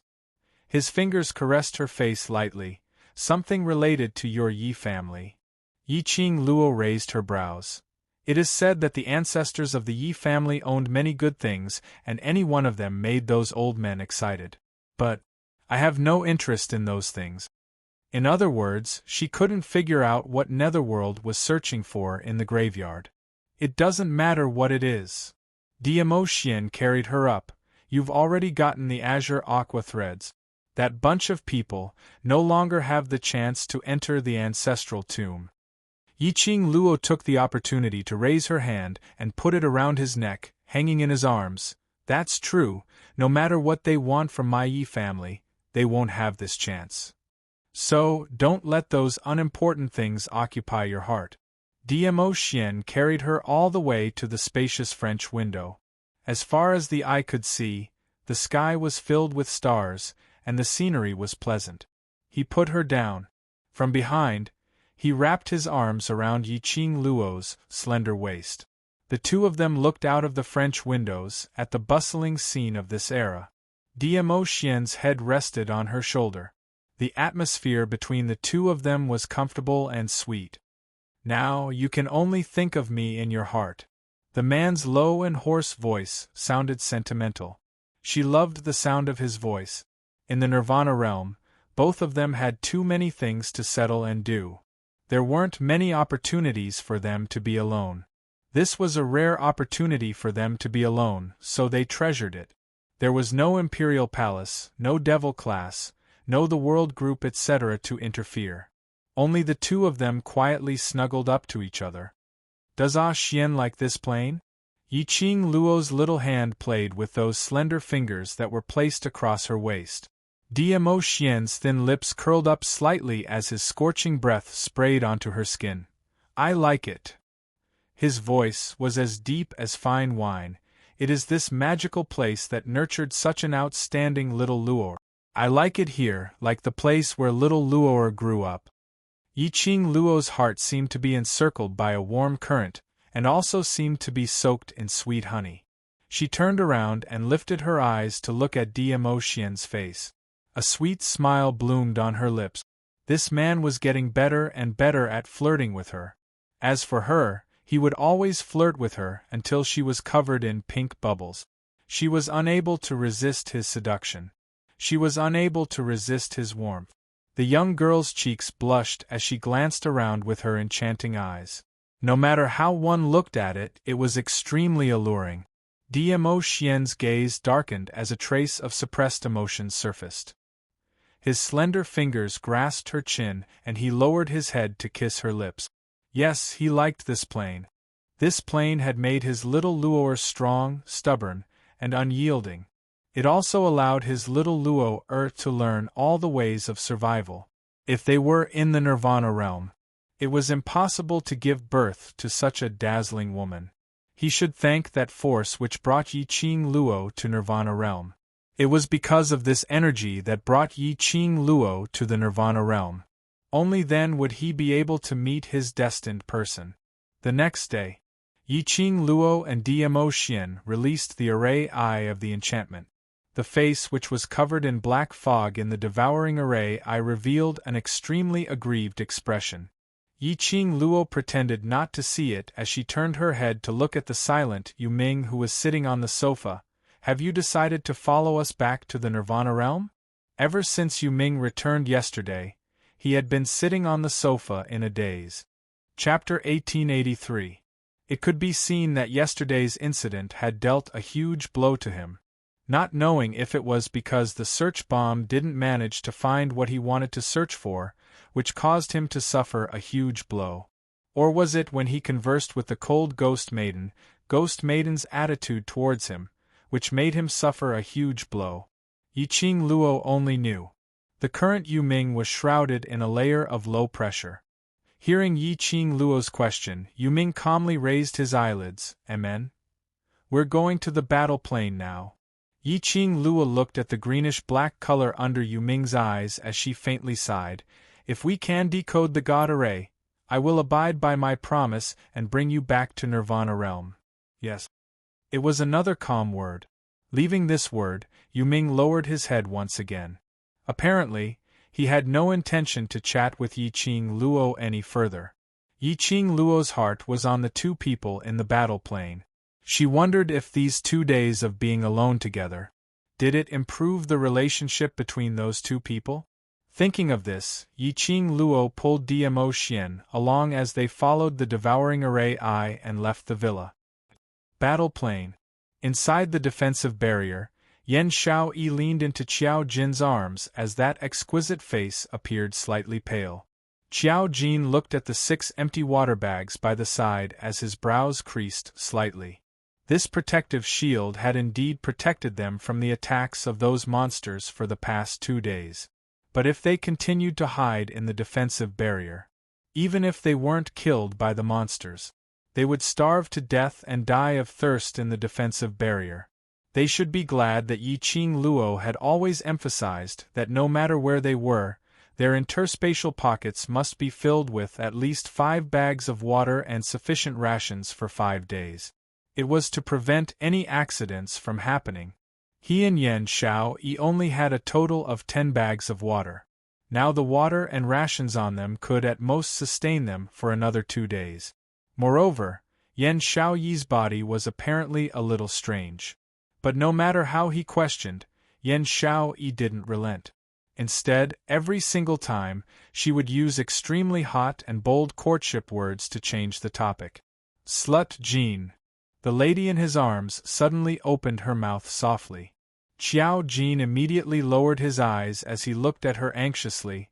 Are you hungry? Eat some dry rations first. When we leave this place, I'll take you to eat something delicious. Yan Xiaoyi shook her head. Her slightly pale and exquisite face no longer had its usual loveliness. Instead, it had a lovely and moving look that made one feel pity for her. She wrapped her arms around his waist. I'm not hungry. I just want to talk to you. Okay, go ahead. Qiao Jin tightened his grip around her waist, his eyes filled with love.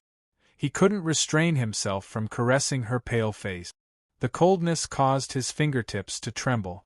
Yan Xiaoyi leaned on his chest and the corners of her mouth raised into a beautiful arc. Slut Jean, it's already been 2 days. Do you think we can really get out? Yes, definitely. Qiao Jin said without hesitation. I said it before, we will all leave this place alive. But I feel that I can't hold on much longer. Yan Xiaoyi laughed softly. What nonsense are you spouting? Qiao Jin's tone sank as he reprimanded in a low voice. Don't say such depressing words. We can all get out of here alive. They will be here very soon. As long as they come. Mentioning they, Qiao Jin's expression turned slightly gloomy. Yan Xiaoyi thought that Qiao Jin was talking about Yiqing Luo and the rest. She rubbed her little face against his chest and raised her head. Her spirited and beautiful eyes stared deeply into his face. Slut Jean, in order to give me a belief that will keep me going, why don't you tell me your answer now, okay? Asterisk. Chapter 1884. The woman's soft voice carried a hint of coquettishness. Like a feather, it tickled Qiao Jin's heart bit by bit. The arms around the woman's waist tightened slightly. Qiao Jin hid the deep meaning in his eyes, avoided Yan Xiaoyi's hopeful gaze and said calmly, When we leave here alive, I will tell you my answer. Yan Xiaoyi's delicate face revealed a look of displeasure. She pouted her slightly pale lips and glared at him angrily. You only know how to fool me with these words. I am a woman, and I have already boldly expressed my feelings to you. You are a man, and you are still bashful, and you only know how to drag me. As she spoke, she let out a soft snort and slammed her head into his chest. Qiao Jin's warm and thick palm immediately touched her forehead. He sighed heavily. Don't hurt yourself. Anyway, you won't feel heartache. Yan Xiaoyi let out another humph. When she buried her head in his arms, Yan Xiaoyi's bright and beautiful eyes gradually lost their light. There was an unconcealable pain in her eyes. Yan Xiaoyi understood Qiao Jin. Qiao Jin's not answering at this time, and it happened to answer Yan Xiaoyi. Even if they really got out alive, Qiao Jin's answer would only be not liking her. Qiao Jin didn't like her. He didn't answer just to let her have a glimmer of hope, so that she could hold on and live. Yan Xiaoyi closed her eyes slightly, and held back the tears that were about to fall from her eyes. He would never know. Even if they left this damn place full of monsters alive, how would she get along with Qiao Jin in the days to come? Love but not get it. She had to pretend to let it go and call him brother. Living like this was the true cruelty of it all. Qiao Jin tightened his arms, and his eyes stared deeply at the woman in his arms. There was a complicated storm in his eyes. He could feel the low pressure of the woman in his arms. He wanted to comfort her. But he knew that he was already qualified. Yan Xiaoyi liked him. He was very happy and excited. The happiest thing in the world was that the woman he loved deeply also loved him. But, at the moment when the golden eyes were exposed, he and Yan Xiaoyi had completely no longer had any possibility. Yan Xiaoyi's current liking for him might just be liking. This kind of love would only happen a few years after he left. It would also dissipate with the passage of time. He couldn't because of his love for Yan Xiaoyi. It would delay Yan Xiaoyi's future. The pain now was for a better future for Xiao Yi. Qiao Jin suppressed his desire to comfort Yan Xiao Yi. His heart was filled with feelings for Yan Xiao Yi as he quietly hugged her just like that. The only thing he could do now was to hug her before he left. At this moment, the monsters that were fighting outside suddenly went berserk. The two people behind the protective shield also opened their eyes due to the monsters' rampage. The thousands of wild monsters in the empty space were like a tide of beasts, surging in a single direction. This scene shocked the two people sitting inside the barrier. What's going on? Yan Xiao Yi looked at those monsters in shock. The direction they were rushing towards was densely packed, and she really couldn't see where they were rushing towards. Qiao Jin shook his head, his expression solemn. Those thousands of wild beasts were rushing towards a certain direction. Not long after, suddenly, a dazzling golden light spread across the entire void. Wherever the golden light went, the beasts let out sharp and painful howls. In an instant, blood and flesh splattered. Chapter 1885. Qiao Jin's expression changed. His eyes stared intently at that golden light as his expression slowly turned cold. Yan Xiao Yi stuck her head out from his arms. Slut Jin, what is that? This golden light was extremely familiar. Just 2 days ago, she had seen this powerful force on Qiao Jin's body. The monsters that were killed by this golden light were like a pile of dead meat, unable to regenerate. In the huge battle plain, just at this moment, it turned into a dead silence. Yan Xiao Yi stared at the sky full of blood and flesh, as it splattered downwards, as her expression turned even paler. Even if she was used to killing, seeing this kind of blood and flesh rain, she would feel so disgusted that she couldn't bear it. But more than that, she was filled with shock. She had fought with these monsters before. Naturally, she knew how strong these monsters' life force was. Even if she borrowed the Black Sickle Blade's energy to battle, she wasn't able to annihilate 10 monsters at one go. But this golden light, it was able to annihilate thousands and thousands of monsters in an instant, and made them unable to regenerate. How heaven-defying was this? How strong was this energy? Yan Xiao Yi was certain that this was absolutely not the energy released by Yiqing Luo. Her little hand nervously grabbed Qiao Jin's clothes, as her eyes stared at the direction where the golden light was released.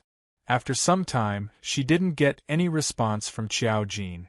Yan Xiao Yi's heart trembled slightly as she raised her eyes and looked at the man beside her. She saw Qiao Jin steely green and gloomy, as his eyes stared coldly in front. Perhaps the surrounding golden light was too dazzling. Yan Xiao Yi and Qiao Jin's eyes faintly sparkled with a sliver of golden light. On a closer look, it was already pitch black. Slut Jin. Yan Xiao Yi gently tugged Qiao Jin's sleeve. Qiao Jin then reacted, as the expression on his face suddenly turned gentler. No matter, the people who saved us are here. But his expression wasn't the least bit joyful. Yan Xiao Yi seemed to have realized something as she gripped his sleeve tightly. Who are they? Qiao Jin didn't reply. His gaze had already regained its previous calmness as his pitch-black eyes were fixated on the front. But after a moment, the golden light which covered the entire empty space slowly dispersed. Everything in the surroundings returned to its previous darkness. Yan Xiao Yi only felt the hairs on her body stand up, her body tensed up, and an indescribable fear surged up her heart. She couldn't explain where this feeling came from. He only knew that the air pressure around him was gradually decreasing. The air gradually became cold. Even breathing was difficult. Yan Xiao Yi instinctively leaned into Qiao Jin's embrace. At the same time, Yan Xiao Yi saw from afar 3 figures were approaching at high speed. That figure was extremely fast. In the blink of an eye, he was already standing outside the barrier. There were 2 men and 1 woman. The man was about 23 or 24 years old, while the woman was about 17 or 18 years old. All of them were handsome and beautiful. What attracted Yan Xiao Yi's attention the most was the eyes of these 3 people. One of their pupils was golden, while the other was black. The moment the three of them approached, even through the barrier, Yan Xiaoyi could feel the cold killing intent from their bodies. "You guys are finally here," Qiao Jin said calmly as he looked at the three of them. The woman standing in the middle furrowed her brows, unable to conceal the disdain in her eyes. "Why? Doesn't it mean that you can survive without relying on the power of your family? How long has it been, and you can't hold on anymore?" She sneered and looked around. "This kind of lousy playing can also make you so miserable. Fifth brother, we haven't seen each other for so many years, you've become more and more useless." Chapter 1886. Fifth brother? Yan Xiaoyi was startled when she heard the way the lady addressed Qiao Jin. These people were Qiao Jin's relatives? But looking at the atmosphere between them, there was no trace of kinship at all. Yan Xiaoyi thought of her own situation in the Yan family. Could it be that Qiao Jin did not get along well with his relatives? For so many years, she had never seen Qiao Jin's relatives come to the Heavenly Academy and had never heard Qiao Jin mention about his family and relative. "Feng Yan," a man behind her reprimanded in a low voice. The lady seemed to be startled and immediately kept quiet. That man's face darkened as he stared at Qiao Jin. "Come out quickly." Qiao Jin's expression was still calm as his voice revealed some coldness. "I can't get out." "You."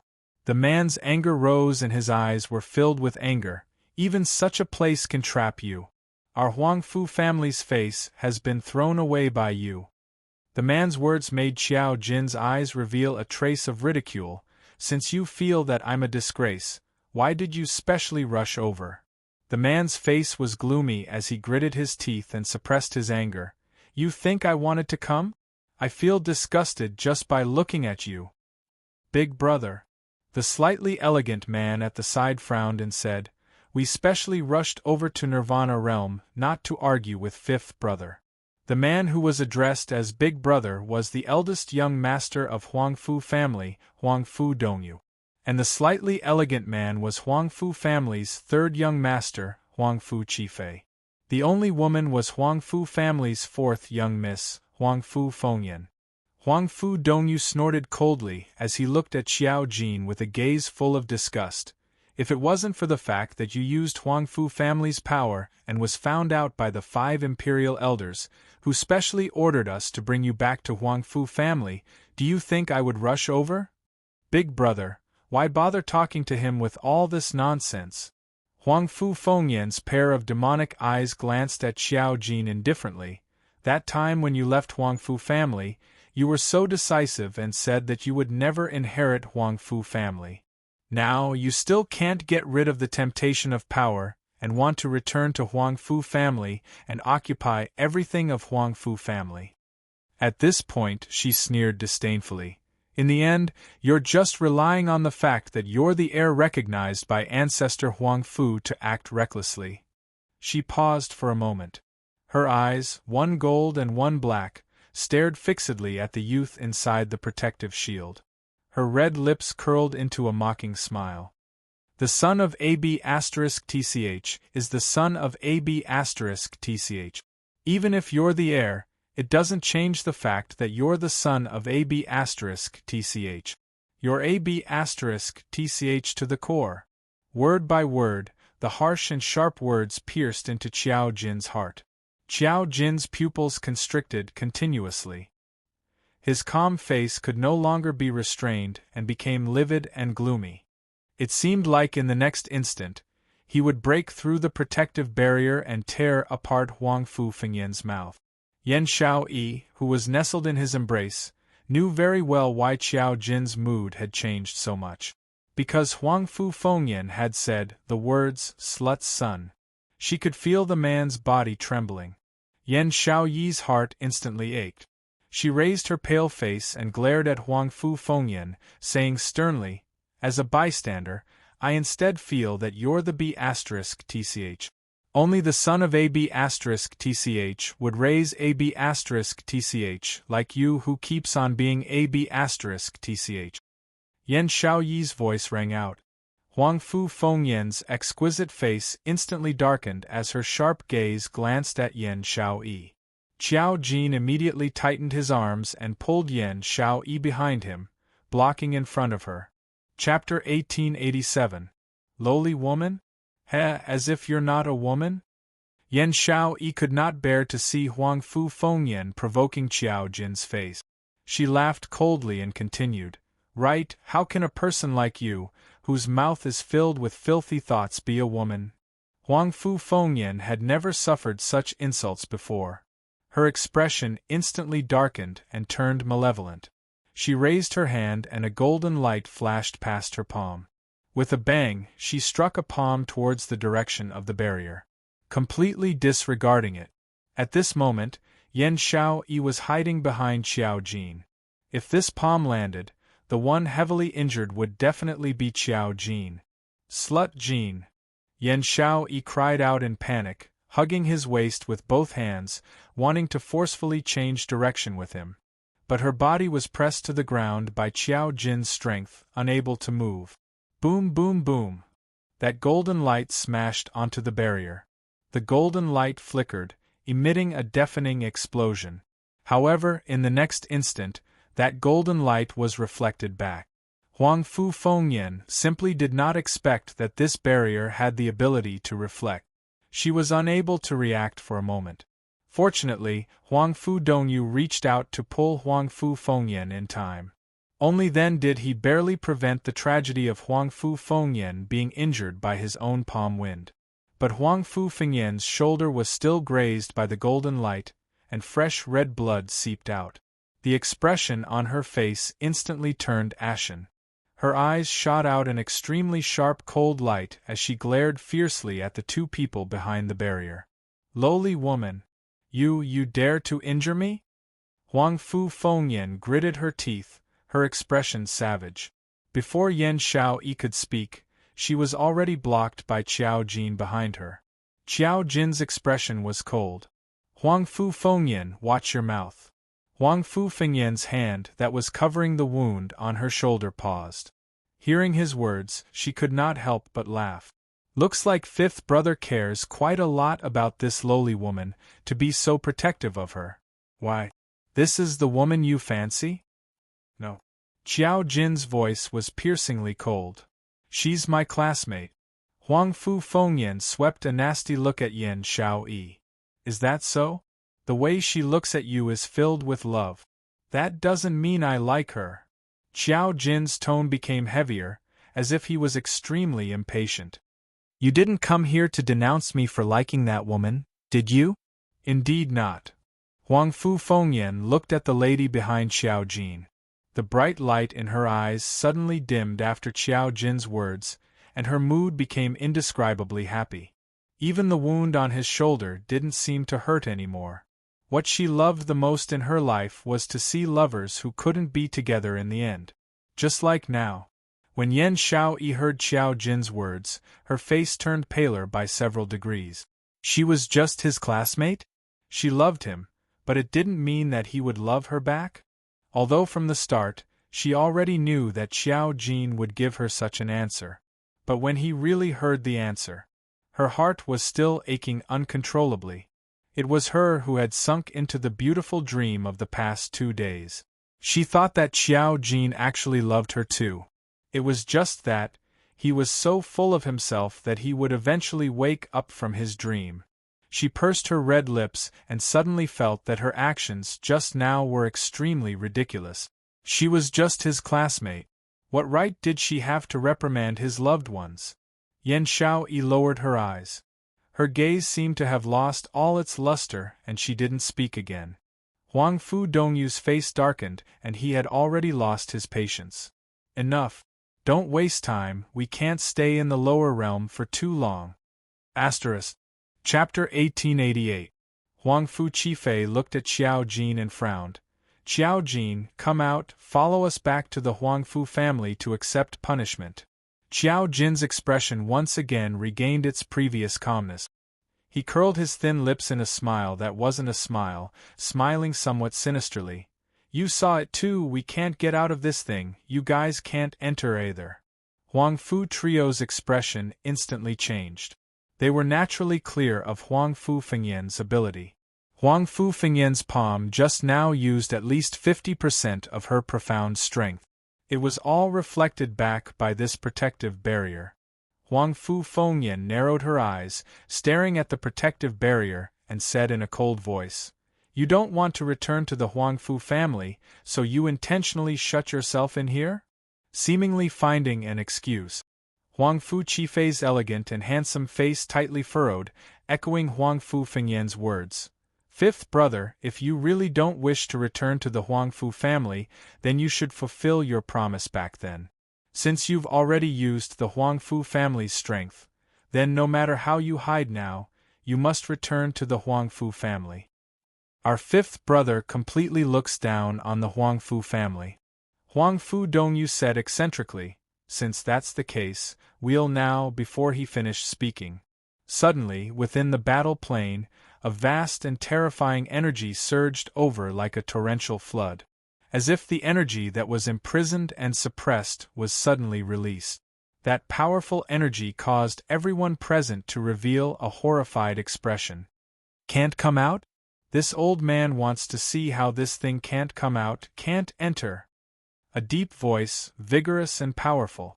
Immediately after, a figure, like a ghost, appeared in front of the protective barrier. Yan Xiaoyi didn't even have time to see that person's appearance clearly. Then she heard an earth-shattering sound. Rumble. Her body was tightly hugged by Qiao Jin. Her head was forcefully pressed into Qiao Jin's embrace. Yan Xiaoyi was just about to struggle when she suddenly felt something heavily smashing down on her. Qiao Jin's breathing, from time to time, became heavier by the side of her ear. She hurriedly opened her eyes, raising her beautiful eyes, only to see that the protective barrier around the two of them had unknowingly shattered. It was also unknown what material the fragments of the protective barrier were made of. The fragments were sharp and heavy. Crashing onto Qiao Jin's body, Yan Xiaoyi could even hear the sound of the heavy object crashing onto flesh. "Slut Jin." Yan Xiaoyi's voice trembled as she tried to push Qiao Jin away. But how could her strength compare to Qiao Jin? "Elder Jin Huang." The respectful voices of Huang Fu and the other two rang out. The fragments of the protective shield had already fallen to the ground. Qiao Jinkai let go of Yan Xiaoyi, turned around, and looked in the direction of the voice. He cupped his fists and bowed in that direction. "Elder Jin." Yan Xiaoyi stood behind Qiao Jin. She could clearly see an old man dressed in a golden robe with a golden dragon embroidered on his waist. He looked extremely respectable. Emperor Jin slowly turned around. He was about 56 or 57 years old, and looked very energetic. His eyes were filled with a dignified light. Just by staring at Qiao Jin quietly, it gave people a tremendous pressure. "It's really not easy to find you," the Metal Emperor said coldly. He did not show any anger. Qiao Jin looked at the Metal Emperor calmly, the corners of his lips twitching with a faint smile. "Because I don't want to be discovered by you." The Metal Emperor swept his gaze around, finally fixing his gaze on Yan Xiaoyi, who was behind Qiao Jin. His sharp eyes lit up.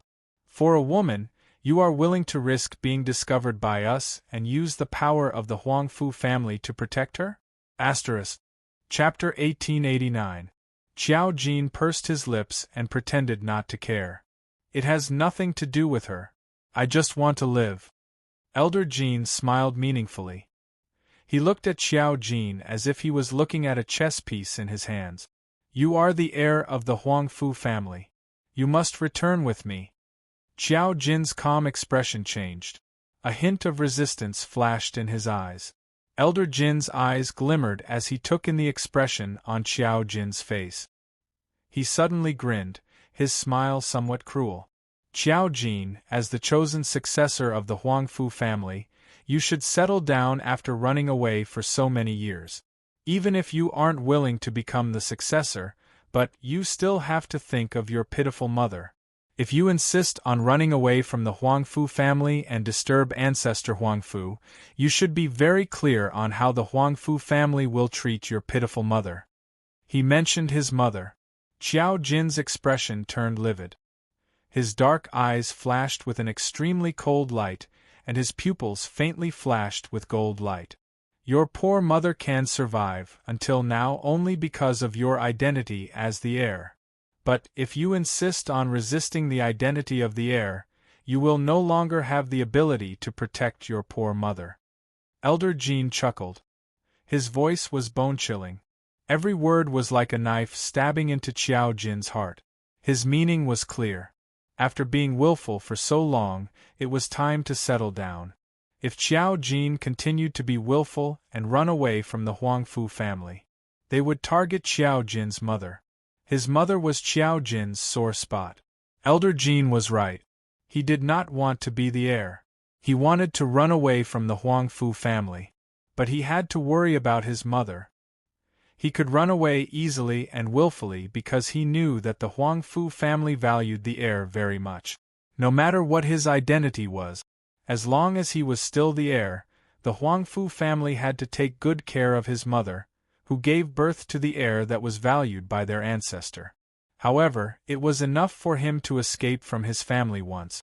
If there was a second time, even if he was the heir, the Huangfu family would not allow him to be willful. Qiao Jin clenched his fist. The golden light in his eyes grew brighter.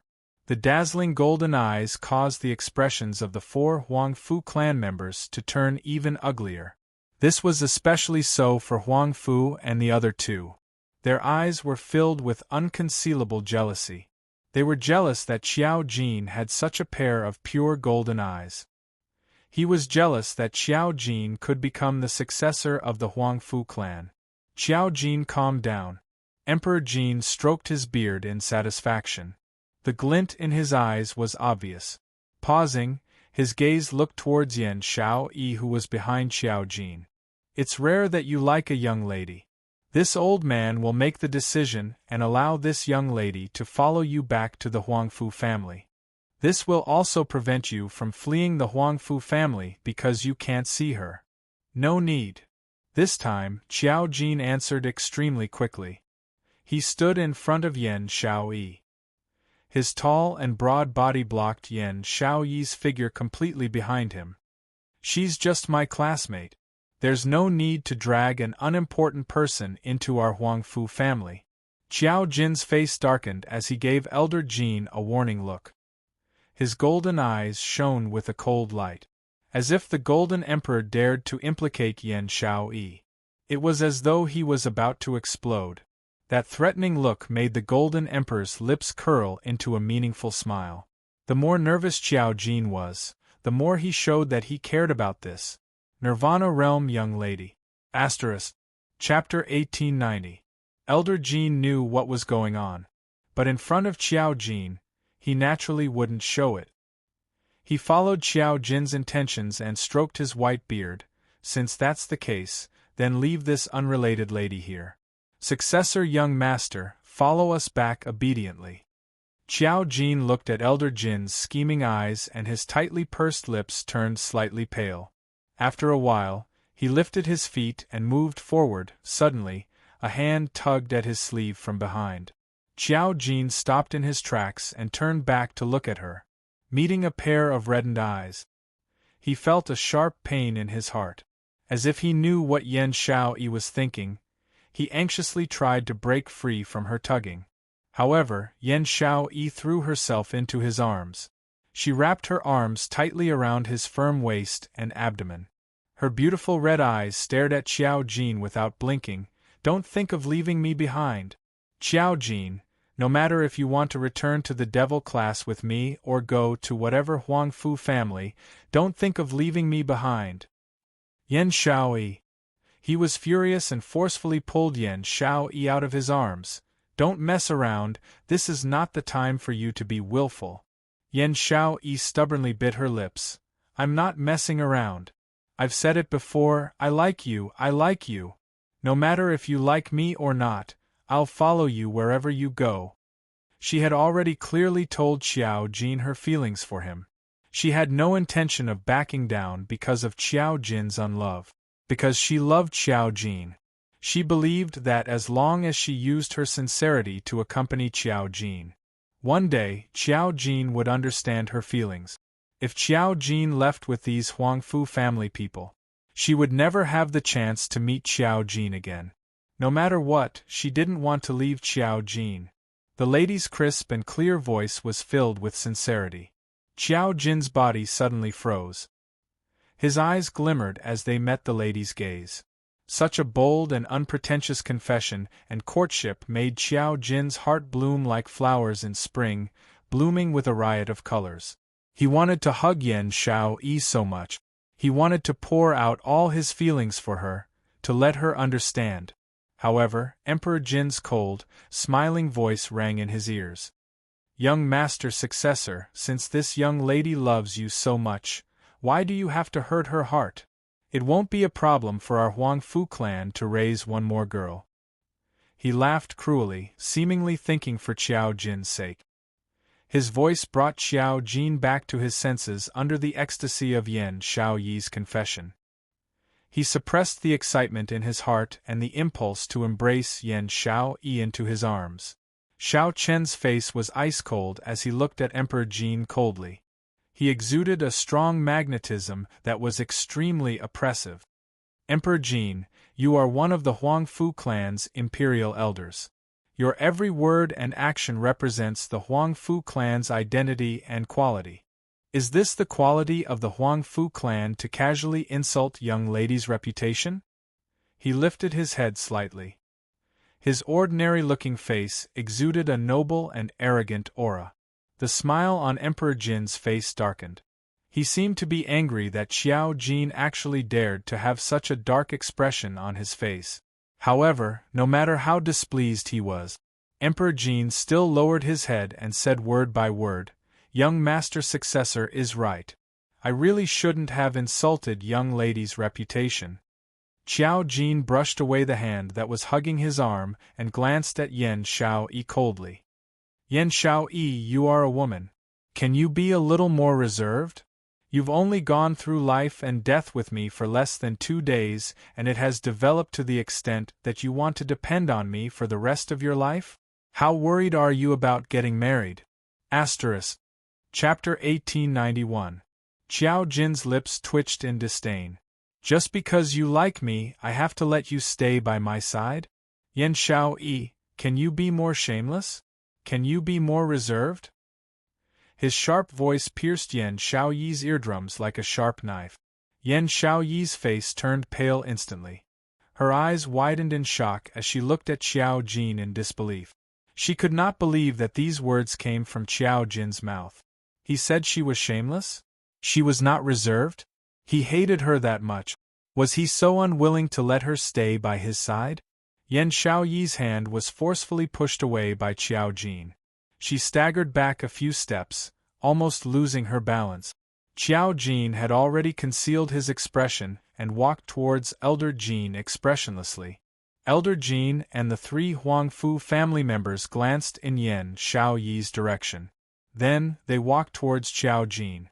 Elder Jin stretched out his hand, wanting to grab Xiao Jin's arm and take him away. "Old man, how dare you touch my brother?" His clear voice seemed to be covered in layers of frost. Then, a ray of dark light, as fast as lightning, exploded towards them.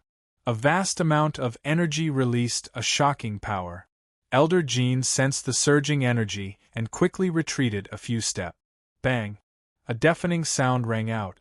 The surroundings seemed to be cracked, the earth quaked and the mountains shook. At the place where Elder Jin had been standing just now, a beam of energy suddenly exploded. Elder Jin's face darkened. He could not help but be shocked. There was actually such a powerful force in the lower realm? How was this possible? If this force had hit him, he was afraid that he would either die or be crippled. Elder Jin's expression suddenly turned serious. He raised his eyes warily and looked in the direction where the force had come from. He had just raised his head when he saw a stunning girl dressed in a fiery long dress. She seemed to be stepping on the void as she walked towards him. Her surroundings were pitch black and the faintly twinkling stars made her look like a fairy from the 9 heavens. Like a fiery red dress, like the clouds of sunset, a gorgeous arc swept past. Under everyone's gaze, the young girl had already walked in front of them. The light in the young girl's charming eyes was cold and filled with an extremely strong murderous intent. She was clearly a beauty that could topple cities. However, it caused one to feel a sense of fear from the bottom of their hearts. This young girl, who was she? Was she a human from the lower realm? No, impossible. How could there be such a beautiful and refined girl in the lower realm? Who are you? You dare to meddle in my Huangfu clan's matters? After Huangfu Fengyan saw the young girl's appearance, jealousy grew in her heart. Fourth young lady, Emperor Jin shouted. His face was gloomy as he glared at Huangfu Fengyan. Couldn't this idiot girl tell that this young lady wasn't someone to be trifled with? Then, Elder Jin immediately bowed and looked at the young girl. Senior, although my fourth Mrs. words are a little harsh, they are the truth. This is a family matter. If Senior is passing by, is there something wrong with your Huangfu family's ears? The young girl interrupted Elder Jin impatiently. Her charming eyes were filled with ridicule and coldness. Family matters? Xiao Jin and Xiao Yi are my Yiqing Luo's family. Whatever family matters you want to settle, I'll talk to you. These words really didn't give any face to the Huangfu clan. Elder Jin's respectful attitude turned gloomy. Senior, you, don't call me senior. Yiqing Luo's eyes were filled with arrogance. I'm only 15 years old. You're already half in the coffin, aren't you ashamed to call me senior? Asterisk. Chapter 1892. As one of the 5 emperors of the Huangfu family, when had he ever suffered such humiliation? Especially when he heard Yiqing Luo said she was only 15 years old.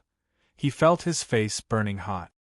He, the dignified Golden Emperor, addressed a 15-year-old young lady as senior. If this matter were to spread out, how could he survive in the Huangfu family? However, in the next instant, the words 15 years old stunned Elder Jin. 15 years old? This young lady was only 15 years old? 15 years old and already had such powerful and boundless power? When did that bunch of trash from the lower realm have such incredible innate talent? Cut the crap, this godforsaken place is going to give birth to a new monster. Yiqing Luo strolled to the front of Xiao Jin and Yan Xiao Yi as she crossed her arms. I'm their representative, whatever family matters you have, just say it. Qing Luo. Xiao Jin frowned and immediately tugged at Yiqing Luo. Don't go against the Huangfu family, that's a power that we can't go against. They want me, I'll just go back with them. Yiqing Luo directly slapped the back of Xiao Jin's hand. She sneered at Xiao Jin as the anger in her eyes was obvious. Shut the *CK up, I haven't even taught you a lesson and you're already thinking of escaping with that old man? Heh. Saying that, she winked at Yan Xiaoyi's direction. That wicked smile on her lips was like a blooming poppy, giving off a fatal temptation. Xiao Yi, don't worry, if this fellow dares to hurt your heart, I'll beat him till he can't get up. Yan Xiaoyi was stunned and was about to shake her head to reject. Xiao Jin didn't love her, that was a problem with her charm. Even if she beat Xiao Jin up, that wouldn't change the fact that Xiao Jin didn't love her. But at the next moment, when she met Xiao Jin's surprise, a helpless expression flashed past her eyes. She suddenly seemed to have caught on to something. She nodded her head at Yiqing Luo. All right, I'll wait for you to teach him a lesson on my behalf. Yiqing Luo's brows rose as she shifted her gaze back onto Elder Jin. Old man, you've heard it too. I have to bring this lad back home to teach him a lesson, so there's no way for me to let him go, so I've troubled you to make a wasted trip all the way here. You, preposterous. Elder Jin flew into a rage, and he fumed with rage. Who the hell are you? Yiqing Luo smiled sweetly. The person who snatched him from you. A cold glint flashed across Emperor Jin's golden and black eyes. Impudent! Huang Fu Dongyu's face was gloomy, and he assumed the attitude of eldest young master Huang Fu. He furrowed his brows and glared at Xiao Jin. Fifth brother, are these the random friends you made in the lower bound? He snorted coldly, full of disdain. She's shameless and doesn't know how to be reserved. One is arrogant, willful, and has no manners at all. I really don't know what exactly you've done in the lower worlds to embarrass the Huang Fu family. Hearing Huang Fu Dongyu's reprimand, Yan Xiaoyi's face turned green and red. She bit her lower lip tightly, enduring the shame in her heart. Xiao Jin noticed Yan Xiaoyi's expression. He turned sideways and suddenly stretched out his hand to hold Yan Xiaoyi's little hand. His large, broad palm held her tightly. Yan Xiaoyi raised her head in astonishment, as she tried to retract her hand in a fluster. But Xiao Jin held her even tighter, as he shook his head at her. He indicated to her not to take Huang Fu Dongyu's words to heart. Just as the both of them were entangled, the crisp sound of a slap resounded through the silent void. Chapter 1893. How dare you hit me? You're just a lowly human from the lower realm, how dare you hit me? Huang Fu Dongyu's raging voice was hoarse and sharp. He covered his face. That handsome and gloomy face had already swollen up. Huang Fu Chi Fei and Huang Fu Fengyan's expressions turned extremely ugly. Yiqing Luo actually hit their Huang Fu family's eldest young master right in front of them. Wasn't this a blatant slap to their Huang Fu family? Jin Huang Lao's expression was extremely ugly. But it wasn't because Yiqing Luo had slapped the Huang Fu family's face. But he was astonished because when did Yiqing Luo make a move under his eyelids? If it wasn't for that crisp slap, he probably didn't even realize that his eldest young master had been slapped by a 15-year-old young lady. Following that, a scene that made Jin Huang Lao even more shocked happened. He saw Yiqing Luo's lips curled up into a charming smile. That stunning face that could topple a city was bewitching and seductive, exuding an extremely seductive charm. Even the Jin Huang Lao, who was over 50 years old, couldn't help but lost his senses. He had to admit that this 15-year-old young lady indeed had the capital to become a femme fatale that could bring calamity to the country. I not only hit you, I also kicked you. The young lady's voice was sweet and slightly chilly, as the young lady's laughter approached. Before Huang Fu Dongyu could react, he felt a dull pain in his chest. Immediately, his body felt light as he flew out directly. Bam! In the end, Huang Fu Donghuang's body crashed heavily into the empty space. Huang Fu Donghuang rolled on the ground in pain as he wailed and tried to get up. He had just sat up when he felt a fishy taste in his throat. With a pft sound, he spat out a mouthful of blood, which stained his brocade robe. Lowly human from the lower realm, do you know what our Huang Fu family is? Huang Fu Fengyan was terrified as she stared at Yiqing Luo in horror. It seemed that they couldn't imagine that this innocent-looking young lady would actually hit their eldest brother again and again. Yiqing Luo sneered as her gloomy voice seemed to be ridiculing them. Don't let me hear a single word that insults my friend, otherwise every time I hear it, I will beat you up. You. Huang Fu Fengyan was so angry that her entire body was trembling. Yiqing Luo raised her eyebrows. Her bright and beautiful face was overflowing with a flamboyant aura. It seemed to be saying, "You don't believe me? Then go ahead and curse. See if this old lady will beat you to death." Huang Fu Fengyan was so angry that her eyes turned red. She asked Elder Jin for help in a low voice. At this moment, Emperor Jin felt as if his old face had been slapped loudly. This time, it was reasonable to say that he was too careless. But the second time was simply looking down on his authority as an imperial elder. Emperor Jin could not be bothered to guess the true identity of this 15-year-old girl. He only knew that if he allowed Yiqing Luo to make a move and insult his Huang Fu family's young master or young Mississippi, their Huang Fu clan would become a joke. His brocade robe fluttered, and his golden eyes suddenly shot out an extremely cold light. The next moment Yiqing Luo clearly sensed it. The profound qi and fluctuations around Emperor Jin's body were constantly increasing. The surrounding air also began to condense into frost under the lingering of his profound energy. Chapter 1894. Yiqing Luo wasn't worried at all in the face of the violent, profound energy. She stood in front of Qiao Jin and Yan Shaoyi. She straightened her back without any intention of retreating. On the contrary, her pink lips curled into a sweet smile. As if she didn't care about Elder Jin's attack at all. Without a doubt, this caused Emperor Jin to feel even more humiliated. His anger surged, and the aura around his body began to surge, one after another. The profound qi was like a raging wave, just as it neared Yiqing Luo. Suddenly, a stronger wave of profound qi blocked in front of Yiqing Luo. It easily turned Elder Jin's profound qi into nothingness. Elder Jin stared at the wave of profound qi in front of Yiqing Luo in shock. The expression on his face changed unpredictably. Not only had his profound energy been blocked, but it had also directly dissipated? How was that possible? Even in the upper realm, there weren't many people who could dissipate his profound qi. How could anyone in this lower realm be able to block his power? What on earth was going on? There was such a powerful person in the lower realm. How could the people in the upper realm allow such a person to destroy the peace in the lower realm? Hee, old man, are you surprised? Are you surprised? Yiqing Luo giggled. Who are you? Who are you? Elder Jin staggered a few steps back. His eyes were filled with unconcealable fear. Huangfu Fengyan barely managed to support Emperor Jin. The three siblings looked at each other, and their hearts were filled with shock. Who was Elder Jin? He was an extremely distinguished existence in the Huangfu family.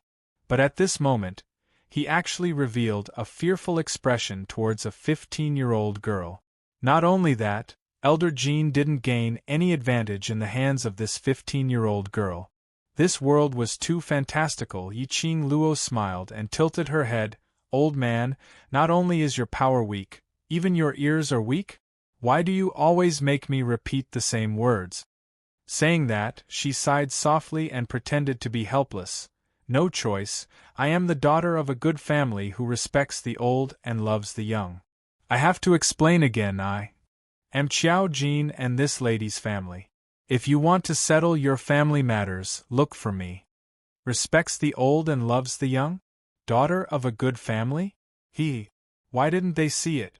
In particular, Emperor Jin's current expression was ashen and ugly, like a vegetable. In the next instant, the great desolate Ian power in his body would go out of control. This was probably the first time the Metal Emperor had met someone who doubted his strength. Emperor Jin was supported by Huangfu Fengyan. Huangfu Dongyu was supported by Huangfu Qifei. The four of them stood opposite Yiqing Luo and felt an indescribable strong pressure pressing down on their necks, making it hard for them to stand straight. On the other hand, the people in front of them were smiling sweetly and chatting happily. This joy was imagined by Huangfu and the other two. In reality, Qiao Jin and Yan Shaoyi's expressions contained hints of worry. Qing Luo, Huangfu family isn't a family from Nirvana realm. They are a family from the upper realm, heaven realm's four great families. Qiao Jin looked at Emperor Jin's ugly expression as he reminded Yiqing Luo softly. Heaven realm? Yiqing Luo raised her brows in surprise. Little Jin, you're actually from the heaven realm, that's amazing. This wasn't the main point, all right. The main point was that the target she was clamoring about was the forces from the upper realm's heaven realm. Offending the heaven realm's forces would have a huge impact on her future. If Huangfu family wanted to find trouble with Yiqing Luo because of today's matter. Chapter 1895. Yiqing Luo's pink lips rose slightly as she raised her hand and rubbed Qiao Jin's head. Be good, don't panic. Before I kill you, I will absolutely not let Huangfu family's people kill you. Xiao Jin gave up on communicating with Yi Qing Luo. They chatted as if there was no one else around. This caused the rage in the depths of Emperor Jin's heart to surge. He narrowed his eyes, and while Yi Qing Luo was still chatting with Xiao Jin, his golden pupils suddenly flashed. A ray of golden light turned into a soaring energy as it sneaked an attack on Yi Qing Luo. Qing Luo. Yan Xiao Yi faced this direction and immediately cried out in fear, "Be careful!" Yi Qing Luo blinked her eyes, her long curly eyelashes were like butterfly wings, gently fluttering. Hearing Yan Xiao Yi's call, she waved her hand without a change in expression. "It's all right." His words had just ended when the golden light had already rushed in front of Yi Qing Luo. With a loud bang, the golden light engulfed Yi Qing Luo entirely. Qing Luo. Xiao Jin and Yan Xiao Yi cried out in alarm at the same time. Yan Xiao Yi wanted to rush forward and break through the golden light. Xiao Jin held her little hand tightly, the expression on his face was extremely solemn. "Don't go over. Elder Jin's power is not something you and I can contend with. If you are touched by Elder Jin's dark force, even you will be engulfed. Qing Luo is here to save us." Yan Xiao Yi struggled against Xiao Jin's hand as her eyes instantly turned red. With a sobbing tone, she angrily rebuked Emperor Jin. "So what if you're the Emperor Elder of a great family in the Heaven Realm? You still have to sneak up on a 15-year-old girl. Is this the style of your so-called big families?" Emperor Jin was extremely annoyed by the scolding. His face was boiling hot, and his heart was filled with shame. However, he would never admit that he had ambushed a 15-year-old girl. As long as he killed these people, who would find out if he hid this matter? With this thought in mind, Emperor Jin looked at Yan Xiao Yi with a murderous look in his eyes. "Elder Jin Huang." Xiao Jin immediately pulled Yan Xiao Yi into his arms. He stared at Elder Jin warily and threateningly. "As the heir, I order you to retract your murderous aura." Emperor Jin laughed sinisterly. All of a sudden, he left the spot. Like a bolt of lightning, he darted towards Xiao Jin.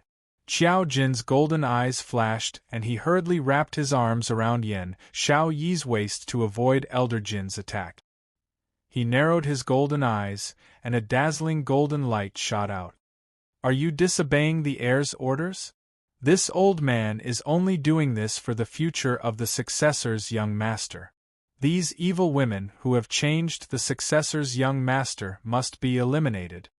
Elder Jin spoke in a dignified manner. Obviously, he had made up his mind to kill Yan Xiao Yi. "You want to eliminate us?" Suddenly, a clear and melodious voice came from behind Emperor Jin. It was like a pearl falling onto a plate, pleasant to the ear. However, in Emperor Jin's ears, but it was like an evil ghost that wanted to take his life. It was as if an ice-cold hand had gripped his neck. Emperor Jin's body suddenly tensed up. A cold object was pressed against his neck. A face that could topple cities appeared in front of him. The girl's charming eyes curved into a long and narrow arc, bewitching and seductive. She was laughing. Her smile was charming and enchanting.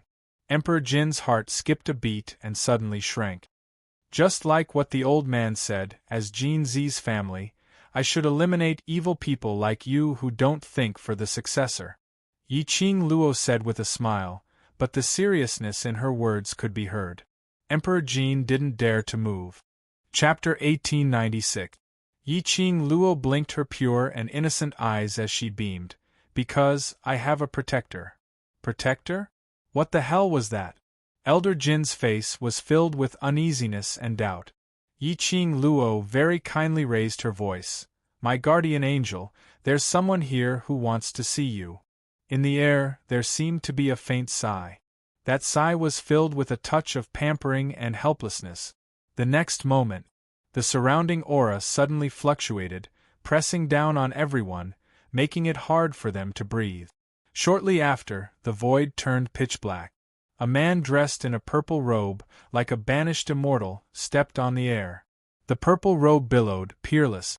The figure that was slowly walking over was surrounded by a purple flowing light. Under the pitch-black void, it was extremely eye-catching. When a few pairs of eyes fell on that peerless face of peerless elegance, all of a sudden their legs went limp. In the next instant, he knelt on the ground with a clatter. Elder Jean didn't even care about Yi Qing Luo's glower flame fan as he knelt directly on the ground. The sharp blade cut through his skin. He didn't care at all as he respectfully knelt on the ground. Yi Qing Luo kept her glower flame fan and stretched out her hands to the man who was coming towards her. "Protector, I want a hug." The man's peach blossom eyes were filled with a pool of spring water. The way he looked at Yi Qing Luo was pampering and gentle. He stretched out his hand and caught the young lady who pounced on him. His slender fingers gently brushed the hair on her forehead. Yi Qing Luo rubbed against his palm contentedly, like a cat who had succeeded in stealing a fish. The sweet atmosphere between the two of them. Anyone could tell the relationship between the two of them. Elder Jin's forehead was covered in cold sweat. No wonder a 15-year-old girl was able to block his attack and dissipate his profound energy. So it was the Overlord who had been secretly protecting her. If he had known that this young lady and the Overlord were so close, he would never come down to the Nirvana realm to catch any successor. Get up and get lost. DMO Xian glanced at Elder Jean and the others. His tone was cold and emotionless. Emperor Jean kowtowed fiercely and said with a trembling voice, "Yes, yes. This lowly one will leave immediately, leave immediately." As he spoke, he crawled up from the ground, dragging the other 3 Huangfu siblings with him, as he hurriedly left. "Wait." DMO Xian's eyes flickered as he spoke in a calm voice. Dong dong dong. The sound of their knees hitting the ground was extremely clear. When Yi Qing Luo heard that, she couldn't help but felt a stinging pain in her knees. Qiao Jin is the brother of the future Empress. If the future Empress does not release him, then you people from the Heaven Realm should obediently stay in the Heaven Realm and not try to create trouble. His voice was calm, and there was no way to hide his emotions. However, he was still emanating an irresistible pressure. It was as if he was born with a sense of nobility that made people unable to help but kneel and kowtow. Emperor Jean trembled uncontrollably, not daring to defy him at all. Not only did he want them to stop harassing Qiao Jin. Even if DMO Xian wanted Qiao Jin to never return to the Huangfu family, he would also agree. Who cares about their ancestors' recognition? Who cares about the Huangfu clan's inheritance? Once Di Zun was offended, don't even talk about inheritance. Whether the Huangfu clan could still exist was a problem. DMO Xian swept a glance at Huangfu clan and the rest and spat out a word coldly, "Get lost." The next moment, Emperor Jean led the 3 of them and left without stopping. Chapter 1897. The battle plain was immersed in dead silence.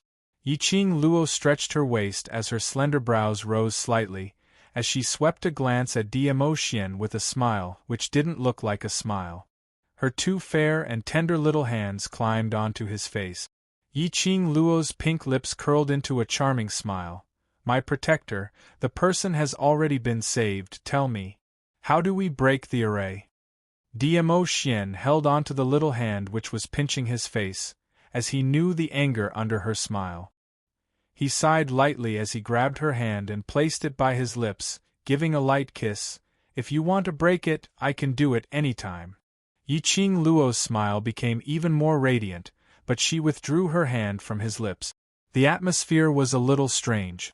On the other side, Qiao Jin's golden eyes were filled with a complicated expression as he looked at DMO Xian, as though he was trying to guess something. But when DMO Xian inadvertently glanced over and fixed his gaze on him, Qiao Jin suddenly felt a chill in his heart. His eyes flickered slightly, as though he understood something.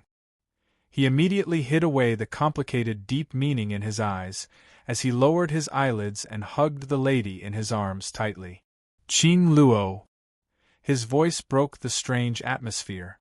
He hugged Yan Shao Yi as he walked towards Yi Qing Luo, as his face turned pale, You're too rash. Huangfu family's power is something you can't imagine. Moreover, those arrogant imperial elders are so narrow-minded, they will not let you off. He raised his eyes and took a look at Dmo Xian as he pursed his lips. Even if the Overlord is here today, but the Overlord can't possibly be by your side all the time. If Huangfu family wants to make a move, I'm afraid even the entire imperial palace will not be able to protect you. Qiao Jin had grown up in Huangfu family since young. He knew everything about Huangfu family like the back of his hand. That seemingly noble and powerful family. Just how dirty and disgusting was it behind the scenes? Especially those 5 sanctimonious imperial elders, each more sinister and treacherous than the other. Yiqing Luo had humiliated the golden imperial elders today, and humiliated the 3 Huangfu family members. Huangfu family would definitely not let Yiqing Luo off easily. Yiqing Luo struggled her arm. Dmo Xian released the hand which was around her waist.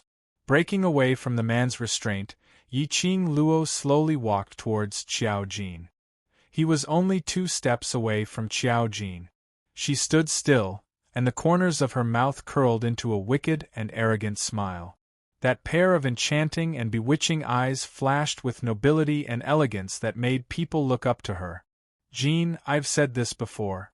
No matter who it is, those who offend me will be killed no matter how far away they are. So what if it's the upper realm, one of the 4 heavenly clans of the heaven realm? Her tone was calm. However, it still caused everyone to feel a boundless shock. Those who offend me will be punished no matter how far away they are.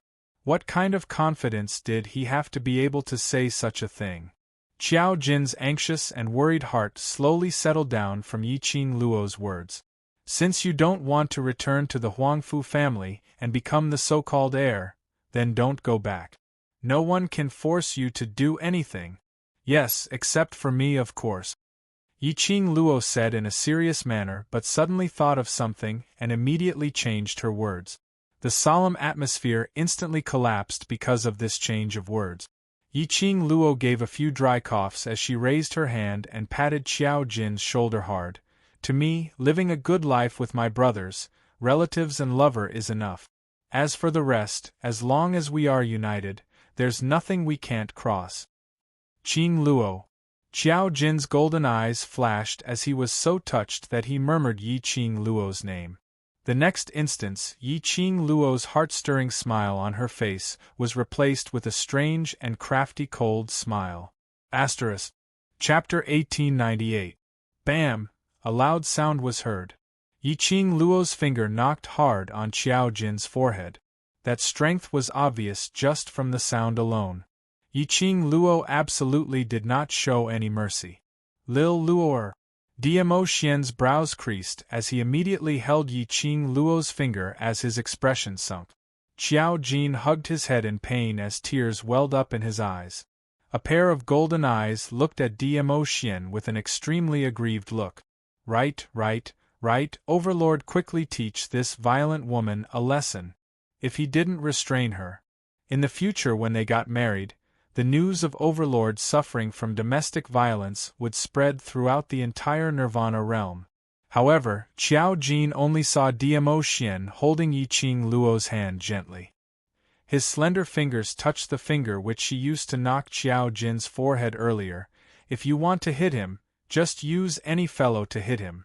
Why do you need to do it yourself? What if your finger hurts from knocking? Qiao Jin. Was there any justice in this world? Qiao Jin's heart was filled with grief and indignation as he resisted the urge to condemn Dmo Xian and Yiqing Luo for abusing the dog. Suddenly, a hand gently pressed on the place where he was knocked by Yiqing Luo earlier. A soft little hand, carrying a lady's fragrance. Qiao Jin's heart inexplicably turned soft. Does it still hurt? Yan Xiaoyi rubbed his forehead as her fingertips were gentle, as though she was afraid that she would hurt him. That little hand was like a feather, rubbing around his heart. Qiao Jin's heart melted a little. A broad palm held Yan Xiaoyi's hand tightly. I don't feel pain. The man's palm temperature was scorching hot. It also scorched Yan Xiaoyi's hand. Yan Xiaoyi's beautiful eyes flashed as she immediately retracted her hand. Sorry. Xiao Jin subconsciously wanted to grab it, but his hand stretched out halfway as he thought of something. His hand froze in midair and finally retracted back bit by bit. He shut his eyes as he suppressed the restlessness in his heart. When Yiqing Luo saw this, her lips twitched a few times. This Xiao Jin, what on earth was his brain thinking about? Xiao Yi had already done this much. If he was a man, shouldn't he take this opportunity to express his feelings? Why was he still acting coy? What was he trying to do? Earlier, Elder Jin had tried several times to get Xiao Jin to bring Yan Xiao Yi back to Huangfu family, but was rejected by Xiao Jin, which Yiqing Luo had witnessed. There was only one word in her heart to describe her feelings at that time. Damn. Shit. This kind of melodramatic plot was happening right in front of her eyes. What's more, the female lead was her best friend. At that time, Yiqing Luo's heart felt as though there were 10,000 bulls galloping around. Now, Xiao Jin still had a look of enduring love. Yiqing Luo's impatient character couldn't wait to knead the both of them into a ball and settle the matter directly. Yiqing Luo took a deep breath and calmed her impatient heart. Soon after, she fixed her gaze on Xiao Jin and said in a calm voice, "Xiao Jin, if you're still a man, then sort out your own feelings. Don't force your own thoughts onto others. Just because you think something is good doesn't mean it's really good. You're always worrying about whether you'll be a burden in the future, hurting others, hurting yourself, and in the end, you'll be alone for the rest of your life, regretting it for the rest of your life." She intentionally emphasized on the word her, as though she was referring to something. When Xiao Jin heard that, his body tensed up, as though he was moved by Yiqing Luo's words. Yiqing Luo continued, "One should live in the present and live well every single day today. If you're worrying about tomorrow every day, then tomorrow after tomorrow, how tired would you be living?